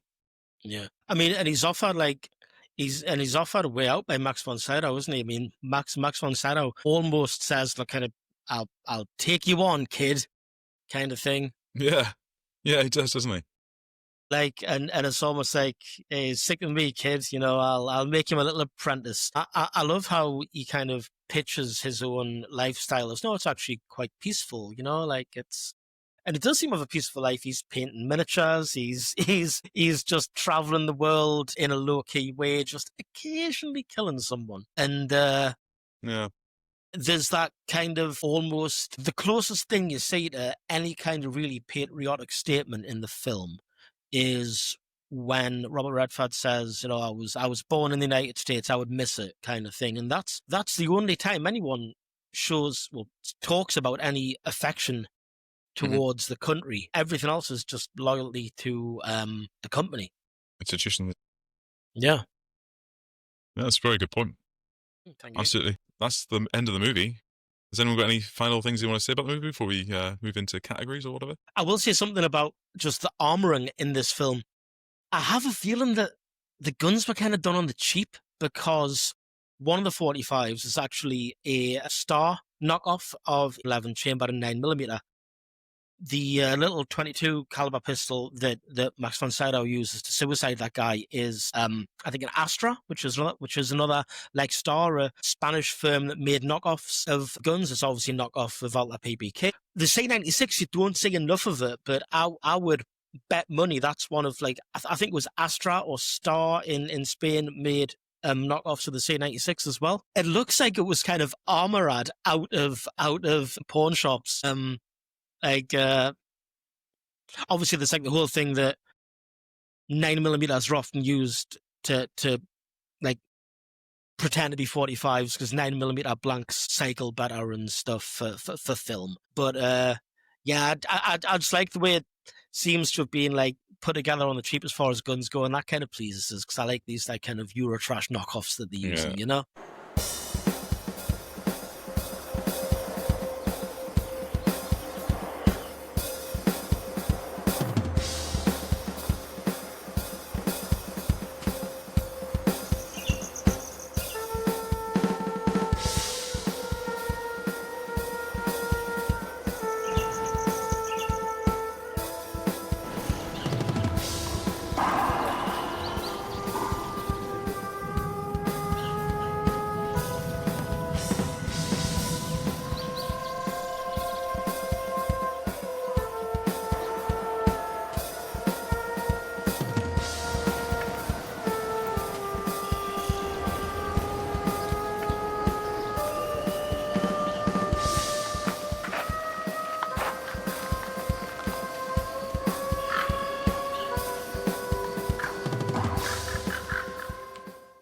And we're back. I didn't mention earlier on that I'm wearing like a half-hearted attempt at Robert Redford cosplay for this particular episode with the denim shirt and the tie. I actually stuck on a denim shirt as well. So did you get at the end of the movie, he's wearing this cool little necklace with a little stone in it. Did you see that? Didn't know. Yeah, he's actually a little bit counterculture in this movie. Yeah, I think he would have got on pretty well with Frank Serpico, which is totally timely, geographically relevant person. Also, movie produced by Dino De Laurentiis. So yeah, there we go. Right, all connected. Casting. Right, let's get started. There's a lot of people in this movie, and I haven't done as thorough as research as I'd like. There's a few good ones I want to bring up, though. So the mailman is portrayed by a guy called Hank Garrett, and as I just alluded to, he was in Serpico in 1973. He plays a detective when Frank is like pretty junior, still like a uniformed beat cop. There's a suspect that he tracks down and chases down and arrests, and then later he's getting interviews, and this guy's just wailing on him, just beating the crap out of him because he's black. And then Frank walks in and he just says to Frank, like, "Do you want a piece of this?" It's a horrible piece of work. Really terrible guy. Oh my God. Yeah. So that was only like 2 years before this movie. He also, after this, basically did a ton of TV work. So he did Knight Rider, Airwolf, Simon and Simon, Dukes of Hazzard, Knots Landing, like all that classic network America television from the 70s and 80s. Alien Nation. Yeah. I'm just having a quick look at his filmography now. This guy has done a lot. Wow. Yeah. Oh my God, he was a voice actor in G.I. Joe. He's done loads of that. Loads of G.I. Joe. It's almost his legacy. Good grief. Yeah. The other one I was going to bring up was Tina Chen, who plays Janice, as his office romance. She's also in Airwolf a ton as well. So just any excuse to play the Airwolf theme tune into this, basically. Fantastic. So, yeah, awesome. The other one, we don't need to bring up people like Max Von Sydow and Faye Dunaway, Robert Redford. These names are humongous. They've been in a few films, I'm sure. I want to talk about Cliff Robertson for a second as a quick bit of trivia. So Cliff Robertson plays Higgins. He was in Escape from LA. He's Ben Parker in like the Tobey Maguire Spider-Man movies. So, Uncle Ben. On 9/11, Cliff Robertson was flying his own small private plane over New York and witnessed the attacks from the air. Whoa. Isn't that crazy? That's absolutely wild. I can't imagine how crazy that must have been. Jeez. Yeah. So that's casting. Have you got any more? I don't have much more for casting, to be honest. I mean, you've kind of hit all the ones that I was kind of looking at as well, especially with just like, you can't really kind of come at Robert Redford and Faye Dunaway's filmography and say, oh, they were in this, they were in this, they were in this, because they were in everything. They've done so much. Mega stars. And it's all so good. It's all so good. So, yeah. I got one more, which is John Houseman, who plays Mr. Wabash, who's the British spy master at the CIA. Oh, he's great. The character and the actor. Yeah, he's great. So he has one great bit. Yeah, so he's talking about his wartime experience in World War II. And his interwar as well. He talks as a pre-war experience in the interwar era. But yeah, that's sorry, right. Proceed. For the Great War in the 30s and everything. So he's he makes a cool reference to World War II, and he says, "I sailed the Adriatic with a movie star at the helm." That's class. Which is cool. That's a reference to it's a reference to the Royal Navy Volunteer Reserve, which was so back in World War II you had like the regular service, which was made up of people who obviously been in the Navy before the war. The Royal Navy Reserve, which is already established thing that exists and still continues to exist, which is people who have left the Navy and want to continue their service, or civilians who just want to have a job on the side. Everyone knows what the reserves are. I don't know why I'm explaining it. What was made during the wartime for hostilities only was the Royal Navy Volunteer Reserve, which was officers and ratings who were brought in just to cover off the massive upscale of the fleet that was required to fight World War II. By the end of World War II, the Royal Navy was the largest navy in the world by some margin. The US Navy would then take over after that when we had to sell all the stuff off because Britain was nearly crippled by the war, as we all know. But during that time, some of the people who joined the Royal Navy Volunteer Reserve are people like Alec Guinness, who was a lieutenant, commanded a gunboat, Nicholas Montserrat, the writer, who then went on to write The Cruel Sea, and it was a fantastic book. We also got there Evelyn Waugh, the writer. Again, you would think he would have joined the army because if you read his Sword of Honor trilogy, that's obviously about an army officer in a fictional regiment called the Halberdiers, but he did service in the Navy. Ian Fleming, famously member of the RNVR, Yeah. who then created his character of James Bond to be in the RNR. But yeah, there you go. So yeah. That's what he's talking about. And then he has that brilliant line as well where he says, "I can miss that time," and the guy's like, "The war?" No, the clarity. And it's interesting to hear someone in the 1970s talk about the murky business of spying and subterfuge. And obviously, it's the peak of the Cold War. Yeah. So that is a time where things were extremely, confusing. But actually, Jesus Christ, man, there'd come a day if he lived into like the 90s, noughties, and now that he would look back fondly on those times because at least you knew who the bad guys were. Yeah. Whereas it's like, we were the murkiest, greyest of grey zones now, aren't we? We keep referencing grey zone operations in recent episodes. For the people who aren't terminally defense build, Mike, can you explain what these grey zone ops, please, are? That's actually a very good point, right? Yeah. So the grey zone is a state of, I would say, if people think about the world that we're in right now and think that there's a state of peace and that's a state of war, we're kind of in neither. So people are quite happily talking about Britain's not at war right now, Britain's in peace. It's not. We're in a state of continual present contest. Our defenses are being probed all the time. Our economic security is being challenged all the time. And this is true for everybody. It's true for the Americans. It's true for the Russians, the Chinese, Koreans, everybody. Everybody is being challenged and tested in different ways.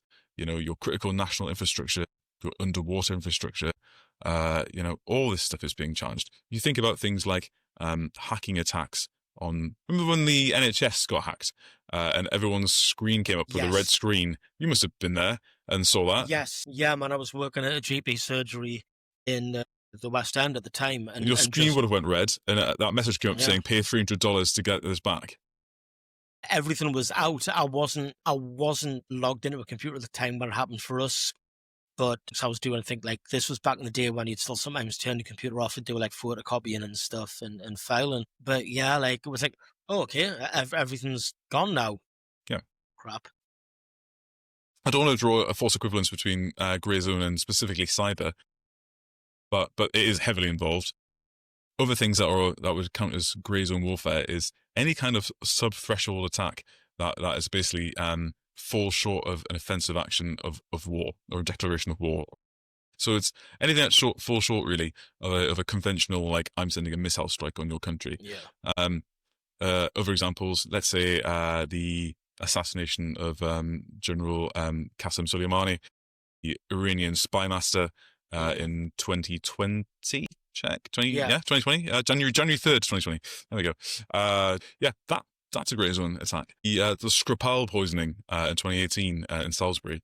That's a grey zone. So all these things that happen in the news all the time, like, that's the grey zone. So if you look back at this movie in 1975, that stuff was happening. It just wasn't getting into the news as much because the rate of news was slower, I would say. And things like cyber, the big key thing about, I think, grey zone activity, which makes it differ from more conventional war stuff, is the public are more involved. The public it's not just targeting your country's military ability, hitting their civil infrastructure as well. The Skripal poisoning is particularly heinous because the story of it, I don't know if you know, Skripal was a spy who got turned and was a double agent working for the UK and spying against the USSR, where he's from, and he'd been imprisoned. And then a very Bridge of Spies type exchange, he'd been swapped for one of theirs, and he was back in the UK. But the KGB in Russia always says, "Oh, once a tracer, always a tracer." You haven't finished paying your butcher's bill, so they wanted to kill him and his daughter, who were living in Salisbury. To do that, two guys came from a special, as part of the GRU, the Russian military intelligence agency, made up a special task group. I can't remember the name of it now because it's a series of numbers. It's like 92155 or something, to assassinate him. And what they did is they used the nerve agent Novichok in something the size of a perfume bottle, and brought it into the country that way, and put some on his door handle. And him and his daughter went out for a meal, eating something, but on the way out, obviously touched the door handle or whatever, and exposed to it that way. About an hour after that, they started to feel really unwell. So they went for a walk in a nearby park, sat on a park bench, and then that's when they were overcome by the effects of the nerve agent and taken to hospital. And that's the site where everyone like reacted and responded, and that obviously caused like a big national thing. A few days later, so they both got very sick. What happened after that was the bottle that had been used had been discarded in a public bin in town, and then a guy, and I can't laugh about this because it's deeply serious, but a guy took heroin. It fished out of the bin, saw it was obviously a false piffing bottle, and I think it would look like a Dior or something. Yeah. So it had branding on it, so he thought this is actually worth a lot of money, even if it's a knockoff. So he went home, gave it to his partner, who used some, and then she died. He had a British civilian killed in a targeted assassination indiscriminately by the Russian state, and they still deny it, even though it's pretty much been as good as proven, and not just by the security services, by the way, but by independent organizations. But yeah, so that's but they haven't taken any formal responsibility for it. And then off the back of that, there was a big bot farming, information warfare campaign done by the Russians to try and, again, wrest control of the narrative, confuse things, classic deny, counter-accuse, but not just off one line of effort, but like dozens of different varying conflicting claims, all to try and make the one bit of truth get crowded out by a load of lies, essentially. Yeah, it's like the kind of a fire hose of falsehoods, right? When they just like totally contaminate the information space with all the kind of, it was Portadown, it was actually the British, and it's just this silly, unbelievable stuff. False flag, and that is one of the examples. Really unbelievable stuff. They did say it was Portadown. That was one of their accusations. Yeah. So that's a quick canter through an example of greyzone. When I talk about the greyzone, that's what I'm talking about. Sub-threshold stuff like that. Cool. Quotes in the movie? Yes. Man. I think we are all thinking of we're all thinking of a few excellent quotes. I'll let you guys proceed. Okay, right. I'll tell you what, I'm not going to steal the sandwich that I know you definitely want to eat. So I'm going to say my favourite quote of the movie is not long after Robert Redford is stress-eating a pretzel in the park. Brilliant. which is amazing. He gets himself to a payphone and has a chat on the phone there. And they're trying to convince him to come in. They're trying to get him to meet him in an alleyway. And he says, I'm not meeting you in an alleyway or anybody. And fuck the Wall Street Journal. It's like, that's brilliant. Just like, nah. It's an evergreen meme now as well. Anytime you disagree with something the Wall Street Journal's put out there, you can just put a picture of Robert Redford saying, fuck the Wall Street Journal. Yes, incredible. So good. That's my favourite quote of the movie. Yeah. Just for the writing, for the words on paper and the words delivered in the audio, and the delivery is just, oh no, I'll help. You can always depend on the old spy fucker. Yeah, it's just brilliant. It's slightly unhinged. Yeah, it's so good. Unhinged. She's a real one for that. She's a real one. She's an absolute pistol. She's brilliant. This is like the year after slapping herself in the face going, she's my sister, she's my daughter, she's my sister, she's my... Yeah, so if anyone's unhinged... Good God. Yeah, you've seen Chinatown, right? Oh, God. Yeah. So good. She's my sister, she's my daughter. I love that. I love the other one as well, where he's like, I've got a plan to get him, but I'm going to need your help. And she goes, have I ever denied you anything? Whoa, all right. I mean, whoa, man, holy. Sanya, you got any quotes? No, I don't have any quotes. I just read books.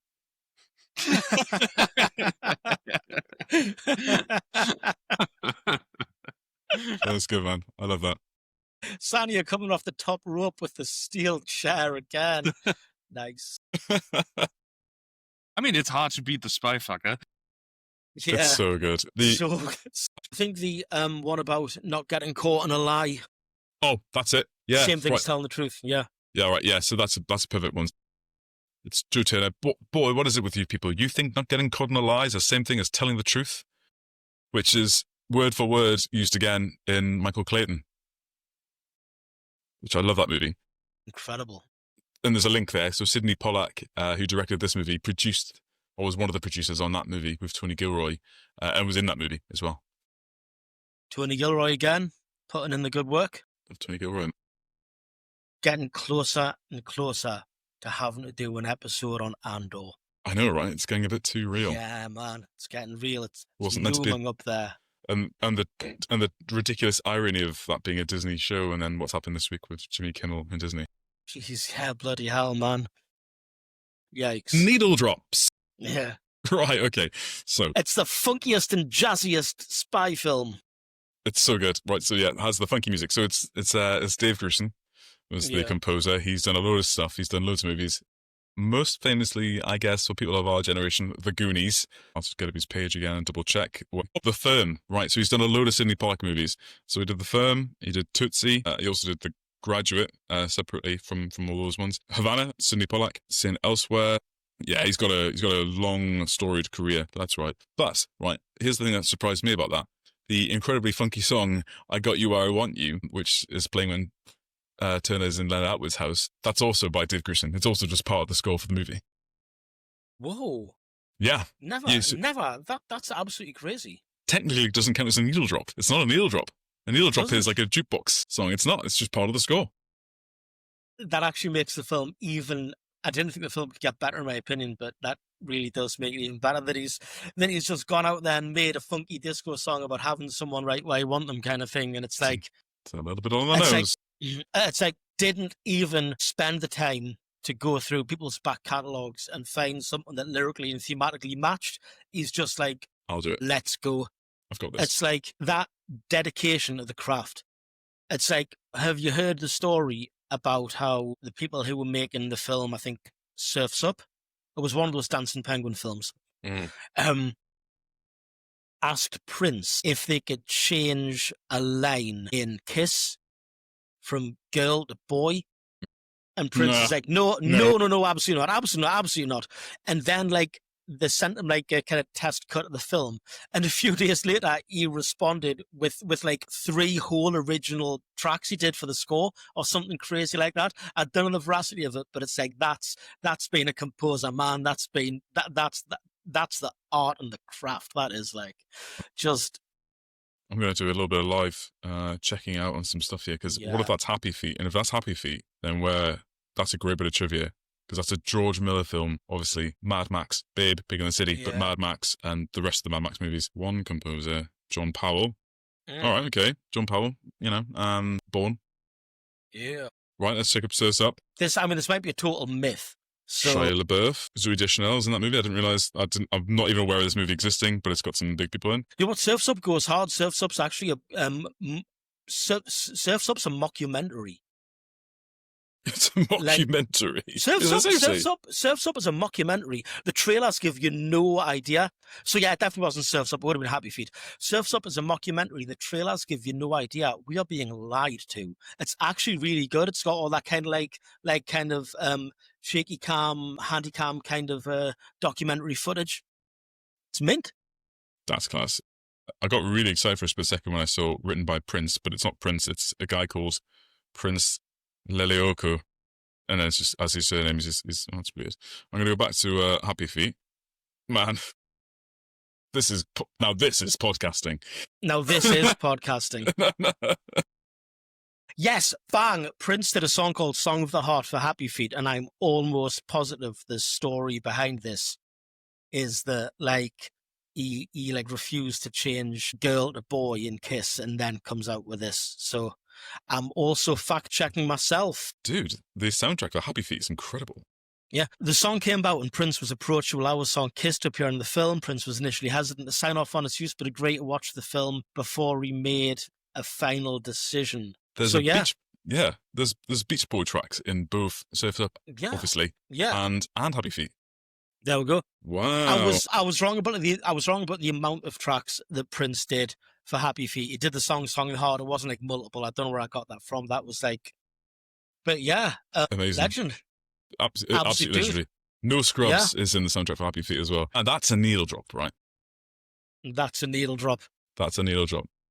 But there we go. Cool. Trivia, right? Movie trivia. You ready? Yeah, ready. Some IMDb trivia, man. Right. Okay. First one I want to tell you right now. The KGB, according to former Soviet intelligence officer Sergei Trechakov, a fictional clandestine office shown in 3 Days of the Condor, convinced KGB generals to establish an equivalent office in Moscow. That's incredible. The Scientific Research Institute of Intelligence Problems. So, like, they just invented a whole new branch of intelligence. I absolutely the read everything branch. Everything is like, as as far as KGB jobs go, again, that's class. What's your job? I'm in the directorate of shooting people in the back of the head in the basement of the Lubyanka. What's your job? I'm in the hanging out reading books directorate. Man, it rules. It goes hard. But of course, with like Soviet like censorship and stuff, they're just reading like the same like 3 or 4 books again and again. It's like, okay, so what are you reading? The Communist Manifesto again. Karl Marx's Capital again. Have you determined anything? I've determined this is a really cool job, and I'm not standing watch on like the border of like Belarus or whatever. Yeah. So yeah, this job actually rules. So I'm just going to read one of like 4 or 5 books that were permitted to even be in the same room as another couple of times, and then take a little vodka break. The CIA director Richard Helms, it says here on IMDb, acted as a personal consultant to Robert Redford for his role in Condor. That's kind of true. Pollack and Redford invited him to the set for a day during filming, so he could kind of have a look around and just kind of vibe on a movie set. And he just had a nice day, basically. He did have a little bit of a chat with Robert Redford about like how he could carry himself to be more believable as a spy, even though I don't think he understands the movie's not really about him being good at that. But yeah, so I'm sure Robert Redford kind of really politely took those notes. And yeah, that's it. He didn't like do any kind of spy crafty kind of consulting. He just kind of vibed on the set for a day. Yeah, sort of like when they brought Wyatt Earp to be a consultant on early Western films back in the day. Like John Ford did that, didn't he? Yeah, just like hang around and vibe and be in the presence of young John Wayne, who kind of osmosis apparently some of his personality and moves and vibes, if the tales are to be believed. Yeah. So yeah, it's almost like we've done this, so we can say that we've done this now as part of the marketing. Yeah. Here's a funny bit from Faye Dunaway. So in her biography, Looking for Gatsby, she says in this film, "Now I'm sorry, but the idea of being kidnapped and ravaged by Robert Redford was anything but frightening." That sounds like a significant number of the reviews on Letterboxd, by the way. Yeah, and at one point, after Redford temporarily left the set, Pollack took over his role to obviously get the coverage of Dunaway for her reaction shots. As she said, the cameras were rolling, I was in position, and suddenly Sydney lunged at me, growling, "I'm gonna get you!" And that's my spin on it. I don't know how it sounded. I'm tied up at this point, unable to get away or move much at all, but Sydney kept moving towards me, his eyes glaring at me as he went on detailing all the horrible things he was going to do to me. And let me tell you, Sydney has an inventive mind. He is also a great actor, and he scared the hell out of me. Sydney kept the camera rolling, and he was relentless. Could you imagine that? Have you seen Eyes Wide Shut? Yeah. And there's the scene where like Sidney Pollack's got his shirt off. Like, could you imagine that guy lunging at you? Like, no, man. That's dark. That's awesome. Cool. When Turner tracks the phone number that Joubert calls in the hotel, he calls the phone company officer and asks for a CNA, which actually stands for Customer Name and Address. And that service is only available to phone company employees, which is why he said that, so he could pretend to be one. So that's how he gets it. That's really cool. Yeah. I didn't catch on to that initially. I thought he was doing it through the CIA. There's a lot of social engineering in this film. Things like that, and also when he's like kind of eavesdropping in the shop earlier, and he gets Faye Dunaway's information, and name and stuff. When he overhears all that stuff. That's right. There's loads. There's loads. He calls her by name. Yeah. It's like Kathy. I haven't seen. Yeah. Like it's incredibly cerebral kind of spycraft with, at times, very limited in the way of technology getting pulled out and stuff. And it's just really cool things like you don't see enough of. I mean, I always love like seeing a bit of social engineering and stuff in films. I mean, I found obviously, I used to previously be in the NHS, and oftentimes the GP would ask me to call for a blue light for a patient who was showing symptoms of a heart attack. And the 999 operators will usually say, "Oh, well, can I have the doctor's say-so for this?" And then there's a bit of a kind of, theatre when you got to put the phone down, then go and like speak to a doctor and stuff like that. And quite frankly, it's I can say this now, I'm clear the NHS, it's ridiculous. Because if a doctor's told you to say, "Look, I've got a patient who's showing signs of heart attack," it's like, you need a blue light, like now. But I found sometimes that if I put on a little bit of a posher voice on the phone, they would just do it. So it's like, "Hi, Sir Rory Sewell, I'm patient service officer from medical partnership, just requesting a blue light for a patient who's got heart attack symptoms, please, or something like that, you know. Mm-hmm. And like, oh, okay, cool. I know that's not like a really great posh voice, but if you just put a bit of an edge on it, sometimes people are like, listen to you a bit keener and do things for you, and it's manipulation and it's social engineering, but for a good cause. So, Sidney Pollack, there's lots of great true about Sidney Pollack. Sidney Pollack sued a Danish television station after they aired a pan and scan version of this film in 1991. Yo. The court ruled that the pan and scan version was a mutilation of the film and a violation of Pollack's droit moral, which is basically I've said that wrong, his legal right as an artist to maintain his reputation by protecting the integrity of his work. However, so they all did agree to that. However, he's still lost the case because he doesn't actually own the copyright of the movie, personally, as him. So he couldn't really claim to be the aggrieved party because it wasn't his thing to own, which is a bit sad, but a bit weird. Makes me think that he would get on well with Tom Cruise, though, because I imagine Tom Cruise would hate to have a pan and scan version of his movies aired, considering his already strong views on just motion, what's it called? Motion smoothing. Yeah. So, yeah. Cool. I might as well just do the Sidney Pollack one. He's in the movie 3 times. So I spotted the first one, which is, I don't know if it is the first one. I spotted where he's on the phone as Ben, Kathy's boyfriend, because I recognise his voice. It's like, oh, right, that's Sidney Pollack. He's also the taxi driver. He yells at really? Robert Redford, who nearly runs him over. He's like, do you sleeping in the night time? Like that guy. Get out of the road! Why are you doing sleeping at night? That's Sidney Pollack. And then the final one is Redford's walking with Kathy back to her apartment for the first time after he's like hijacked the car, and an acquaintance says hi to Kathy walking past, and says hi Kathy, and then she doesn't say anything, and then Robert Redford's like, you should have said hello. That guy is Sidney Pollack as well. Get in. Yeah. Amazing. And then the last bit of trivia I've got here is that the place where Turner goes to pick up lunch for everyone, the Lexington Candy Shop at 1226 Lexington Avenue, is still there, and it looks the same, and it has a steady clientele. I don't know when that was written, but I like the idea that deli's still there and operational. Let's hope it's still there. Would he send an operative into New York just to see if it's there, just to get eyes on and proof of life? Yeah, they can go there. Jen? And then go there. And, yeah, exactly. Yes. Yeah. Yep, Jen. Next time you're in the city, just please scope it out for us. A lot of people go to Cat's Diner, don't they, for When Harry Met Sally? But do people go to the candy shop at Lexington Avenue? They should do. But I bet. I'm sorry, this is a groaner. I bet 50 Cent did. Way. Terrible. Yeah, very, very droll. You can get rid of that one. Do you have some? These are going to be good. Do you have some notes from the peanut gallery? Woo! Do I? These are great. Now, with the notes from the peanut gallery, you've really got to filter out the horny ones. That's most of them. Yeah. So there's a lot of filtering. I've got to. Sadly, I'm reaching the point in my life, and I've got to take my glasses off to read things that are close up now. 1975. Robert Redford is the ideal Felix Leiter. I'm right, and I should say it. Anyway, Redford hot. This movie is good. Blah blah. The job he has at the start of the movie is my dream job, etc., etc. 4 stars from Hannah. That's true. Oh, that's awesome. There's one really long, multiple paragraph here. One I'm only going to do the first paragraph because it's got the ring of truth. The lesson you learned from 3 days of the Condor is that if your co-workers tag you for the lunch run, don't grumble about it. They may have done you a favour. The lunch run, man. Pain. 4-star here.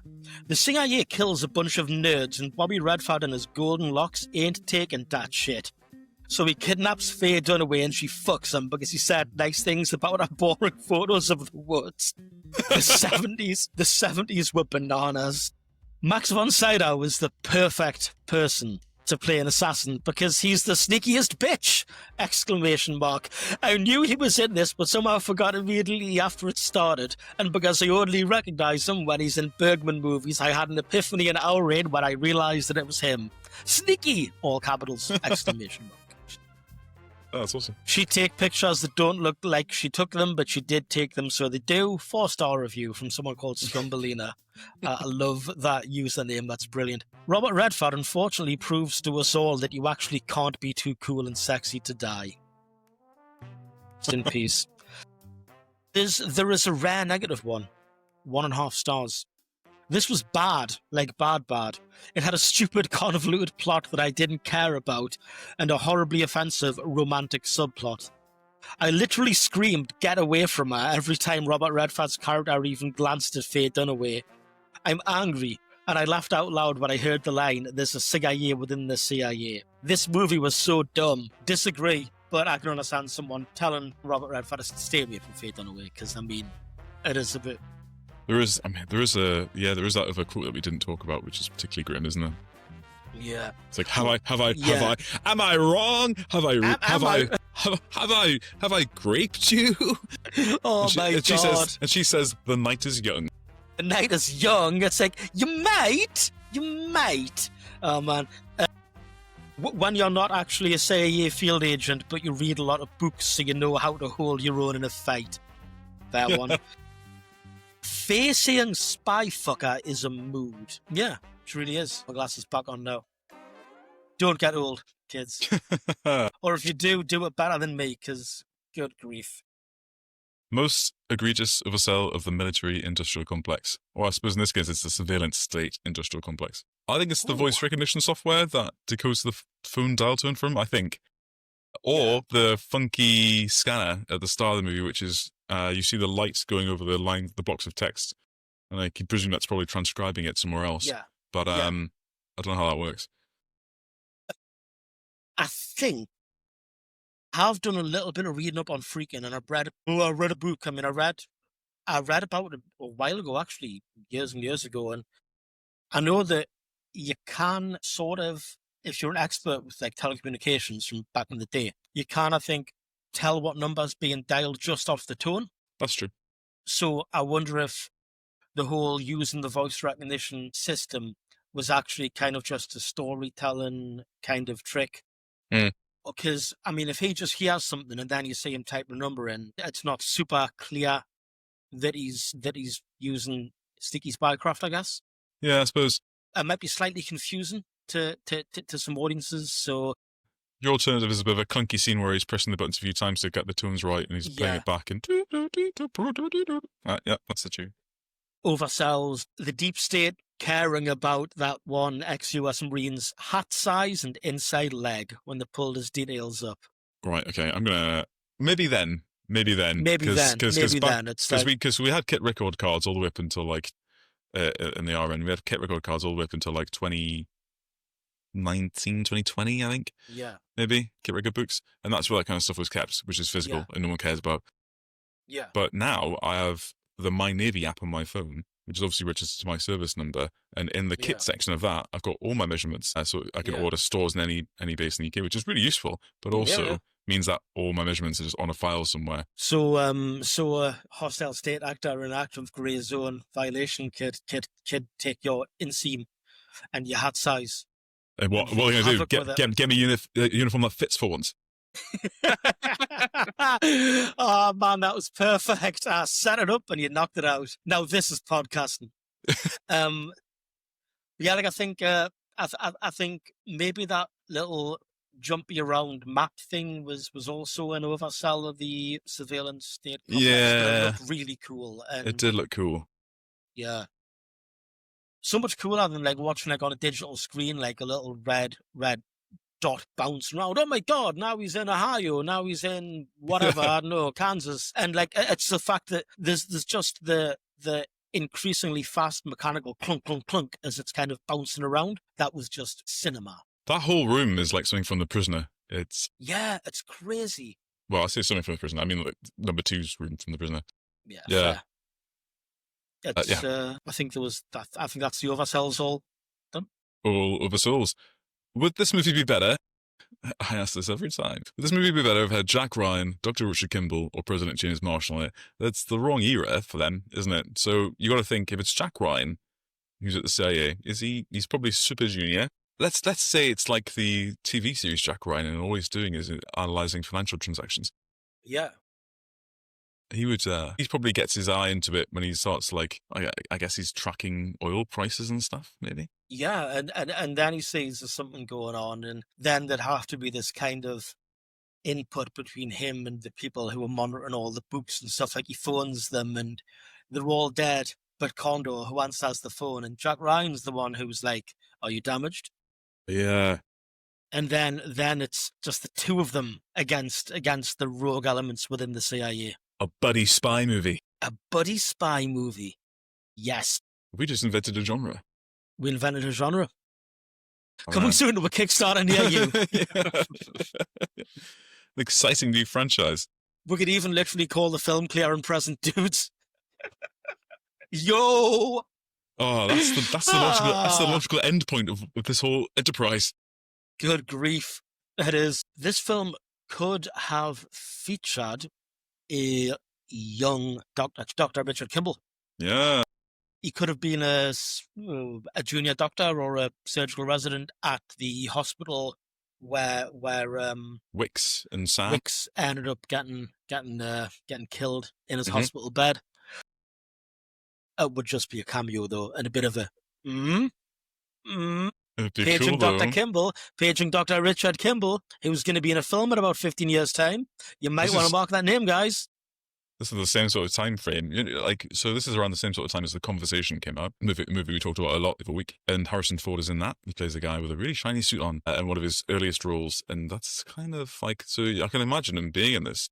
Yeah, He's like the right age to play like a young. he is, yeah. I don't think there's any room for James Marshall. He's just the wrong guy. It's the wrong era. Completely. We're in cynical 70s, post-Nixon. It's all gone to shit era. James Marshall is a product of the Bill Clinton booming era, isn't he? Yeah, I mean, James Marshall's like Bill Clinton with muscles. He's Yeah, like, basically. it's like, imagine if Bill Clinton could fight. I mean, might be able to, I don't know. He's kind of tall, but he might have good reach, I guess, but he's also old now. He would lose the President Fight Club against Obama. Yeah. Yeah. Barack Obama. Oh my God, it's Joe Biden with the steel chair! He just like walks in really slowly and just fucking douche. I think that would be a revocation of Robert Redford's Presidential Medal of Freedom. Yeah, it definitely would be. Here's a question that I know the answer to already. Would this movie have benefited from a weird little scruffy guy played by Peter Falk? There's like 40 roles in this movie that could be played by Peter Falk. Yeah. He could be He everyone could- in this movie. He could be the guy who runs the deli and the customer in the deli. He could He be could have been- every taxi driver. He could have been Faye Dunaway. They could have been really progressive. He could have been he probably could have been Faye Dunaway. He could have been Faye Dunaway's boyfriend. He could have been Max Yeah. Von Sydow. He could have been Wabash. He could have been anybody. So good as Max Von Sydow-esque assassin, because I mean, he's just the kind of guy that you would like wave through a security cordon, the kind of guy that you'd just would be all right with. You would only give him like the minimalist pat down because he doesn't seem like a threat, and then he's just whipping out a scope and Mauser C96 with the wooden stock, and he's just like, It's a different vibe, but what he does capture is that kind of avuncular nature that like Max Von Sydow taps into a little bit. yeah. Like he's kind of a weird fish. He's like a guy who doesn't fit in anywhere, and Yeah. yet there's something weirdly pleasant about his aura. That's what Max Von Sydow kind of achieves. I mean, one thing about him, like Von Sydow, who's he's faked his own death, right? Years ago, or the CIA faked it and make him work for the deep state CIA when they blew up his little his little Citroen 2CV. Yeah. Yet he's traveling the world, killing people. Yet he's still got time to travel with a bunch of little miniatures and like paint them and stuff. And Yeah. and I think that's like that speaks to the kind of, as you said, avuncular kind of guy that he is. What else is great about that is that I've attempted to travel with miniatures before, and I've never made the time to do it. So he makes the time to do the painting as well. and he, I mean, he's having to kind of like, he would probably have to like source his own like digs as well. He wouldn't be getting like assigned to him. They'd be like, look, just there's still what I got to do. He's obviously independently wealthy, so he's going out there. He's getting a place to live, and he's saying, and this is a place where I paint my little man. And it's like, yes, I love that. That's great. I'm just looking at Peter Falk's sort of resume at this time. So this is 76. He was in Murder by Death with Alec Guinness. Get in. Mikey and Nicky. Nicky's on the run from the mob, and he turns to his all-powered Mikey for help. Which one is he? He is Mikey, the cheap detective. After this, yeah, okay. So yeah, he's holding his own in that sort of gumshoe kind of way. Yeah, man. Cool. Would this movie have benefited from Lieutenant Commander Samuel L. Jackson, U.S. Navy? This is a rare occasion where I don't think there's a room for him in this movie. Yeah, I feel like that would be wrong. He doesn't fit the vibe. Yeah, you're totally right, Sanya. There's nowhere really we could put him in this film. I mean, for a start, the film has no real kind of like military presence in it, apart from the ex-Marine who was he with the death squads? But he was. They're assassins! But it's like, yeah, there's, Sanya, you're spot on. There's no real space for them to have like a young, angry Navy officer who's going to tell you to shut up and get these snakes off his plane, you know? Jeffrey Wright, on the other hand, I think has got a couple of roles in this movie. Jeffrey Wright could have done the Higgins role, I think, pretty well. God, yeah. And controversial take, but I think he also could have done the Max Von Sydow role pretty well as well. I think, yes, actually. Because I can see him doing not so much the avuncular bit, but he's very cool. I can see him very cool and cold and dispassionate. I can see him painting the miniatures and just thriving like on the precision. Incredibly measured performer. So yeah, definitely, he's got that in him. Yeah, the gravitas, you know. Yeah. I can hear him doing like the, you know, it'll happen like this. You'll be out for a walk, maybe on the first day of spring. You know, I can hear it in his voice. Yeah, you know? holy crap, definitely, man. Right, here's a question for you. Yeah. And it's a weird one, actually. I'm not 100% sure where I sit on this. Is the movie pro or anti-CIA? My God, we have been thinking about that the entire time we've watched this movie. Like we've joked about it, but we are unclear. Yeah. So I need to quickly give you all a glimpse behind the curtain. Sanya and I are actually broadcasting from the same secure location. Sanya's actually in the living room and I'm in the kitchen. So the past few days we've been discussing this film sort of offline. But yeah, I mean, whenever I did kind of come up with a real answer, it is a pro or anti, because, I mean, Sanya, I'll let you opine before I give my end of things. It makes the CIA sort of into a snake eating its own tail, doesn't it? It doesn't make the CIA look like it's actively trying to root out that bit of corruption that happened. Yeah. Like, at the end of the movie, it's not trying to clean itself and reform, and have, like, you know, and do anything about it. There's no lessons learned by the company. Yeah, like there's no kind of, if this is somebody's unilateral wet dream, then that somebody is going to prison. Well, he got deleted, didn't he? Well, they just hired Max Von Sydow to kill him in his house. Exactly. Yet it also shows the CIA can give you really cush jobs, like hanging out in a rundown little office where everyone's really friendly, nobody spits in anybody's coffee, and you just read books. Yeah. I mean, you could literally use like the first just few minutes of the film as a CIA recruiting tool. It'd be a very, very short film. It would be like called like 3 minutes of the Condor. And it's just like a brief day in the life of a CIA turbo nerd. Look at this. He gets away with making jokes about using an ice bullet that he read in a Dick Tracy story, and people don't call him an idiot. You too can join the CIA and be a big old nerd. Disregard the rest of the film. It never happened. Could be a giant nerd, get a hot Asian girlfriend, and be admired by all co-workers, then go to a deli and scene.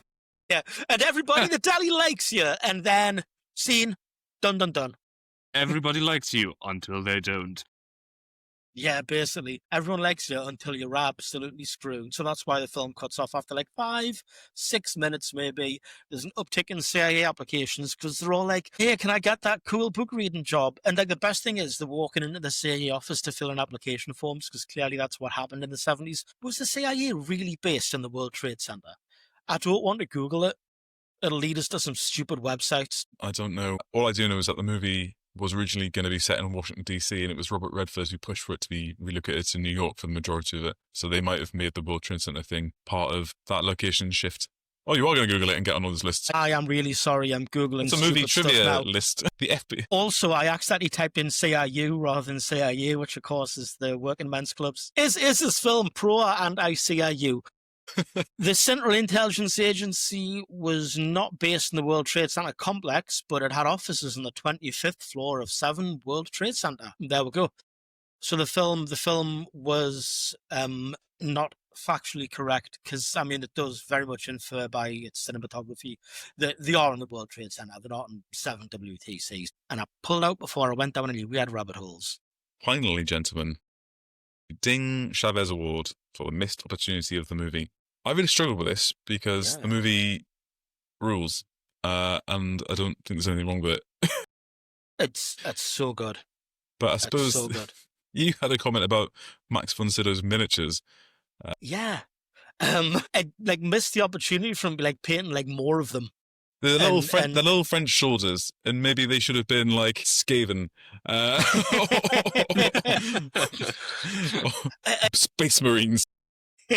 I mean, at the time, as far as fantasy miniatures go, they were already the kind of Ralph that were already making little D&D miniatures and stuff. But my missed opportunity for that is that you're not seeing him paint just tons of them, and then it cuts over and it's just this gigantic amount that he's painted, because he never sleeps and he keeps himself awake to defend against his enemies by just obsessively. It's insane. It's in a hotel room, but he's still got a plank of wood down there, which he's been using for the basis when he's spraying primer. Yes. My God, and and just there's a whole deleted scene when he just plays a really complex war game against himself. He's turning the table around and stuff like a chess master. He's painting, but where's the codexes? Yeah. Yeah, it's oh my God. He just goes to a Games Workshop and brings his miniatures there, just has a little bit of a paint, thereby inventing Games Workshop about 6 years before it was invented or whatever. That's it. That's the missed opportunity of the movie, is that this movie doesn't have a scene where Max Von Sydow walks into a Games Workshop and they're like, oh, yeah. Hi, Max Von Sydow, you're my favorite customer. Jeez. And they do that horrible 1990s to early 2000s hard sell Games Workshop staff used to do by saying, you're buying that? That's shit. Oh man, jeez, you should get something cooler. Don't be a pussy. That kind of thing. Honestly, man, the hard sell, Jesus. It's oh, Skaven. God, you're shit. God, I hate you. I hate you, you little man. It'll happen like this. A Games Workshop red shirt will appear you from behind. He'll look at what you're buying. He'll look in your hand. He'll say, Empire Greatswords. Aha! You want to buy an entirely different range of miniatures. You will walk out holding 2 High Elf Army starter boxes. This is how it begins, and this is how it ends. Your plastic crack addiction begins now. It'll be a friend. Maybe someone even you trust. And they will start talking about the Codex Astartes. Oh my God. This tactic is not approved by the Codex Astartes. And then he just hands him his bolter. Oh my God, that's a missed opportunity. Nobody's using the freaking... There's no intercessors in the movie. Nobody at any point pulls out 35mm caliber semi-automatic weapon firing rocket-propelled ammunition.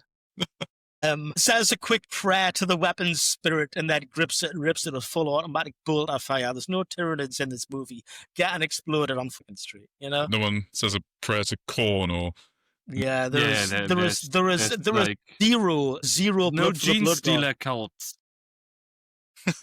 Oh my God, there's the CIA, then there's the CIA within the CIA, then there's a couple of people who are in a tiny little gene stealer cult.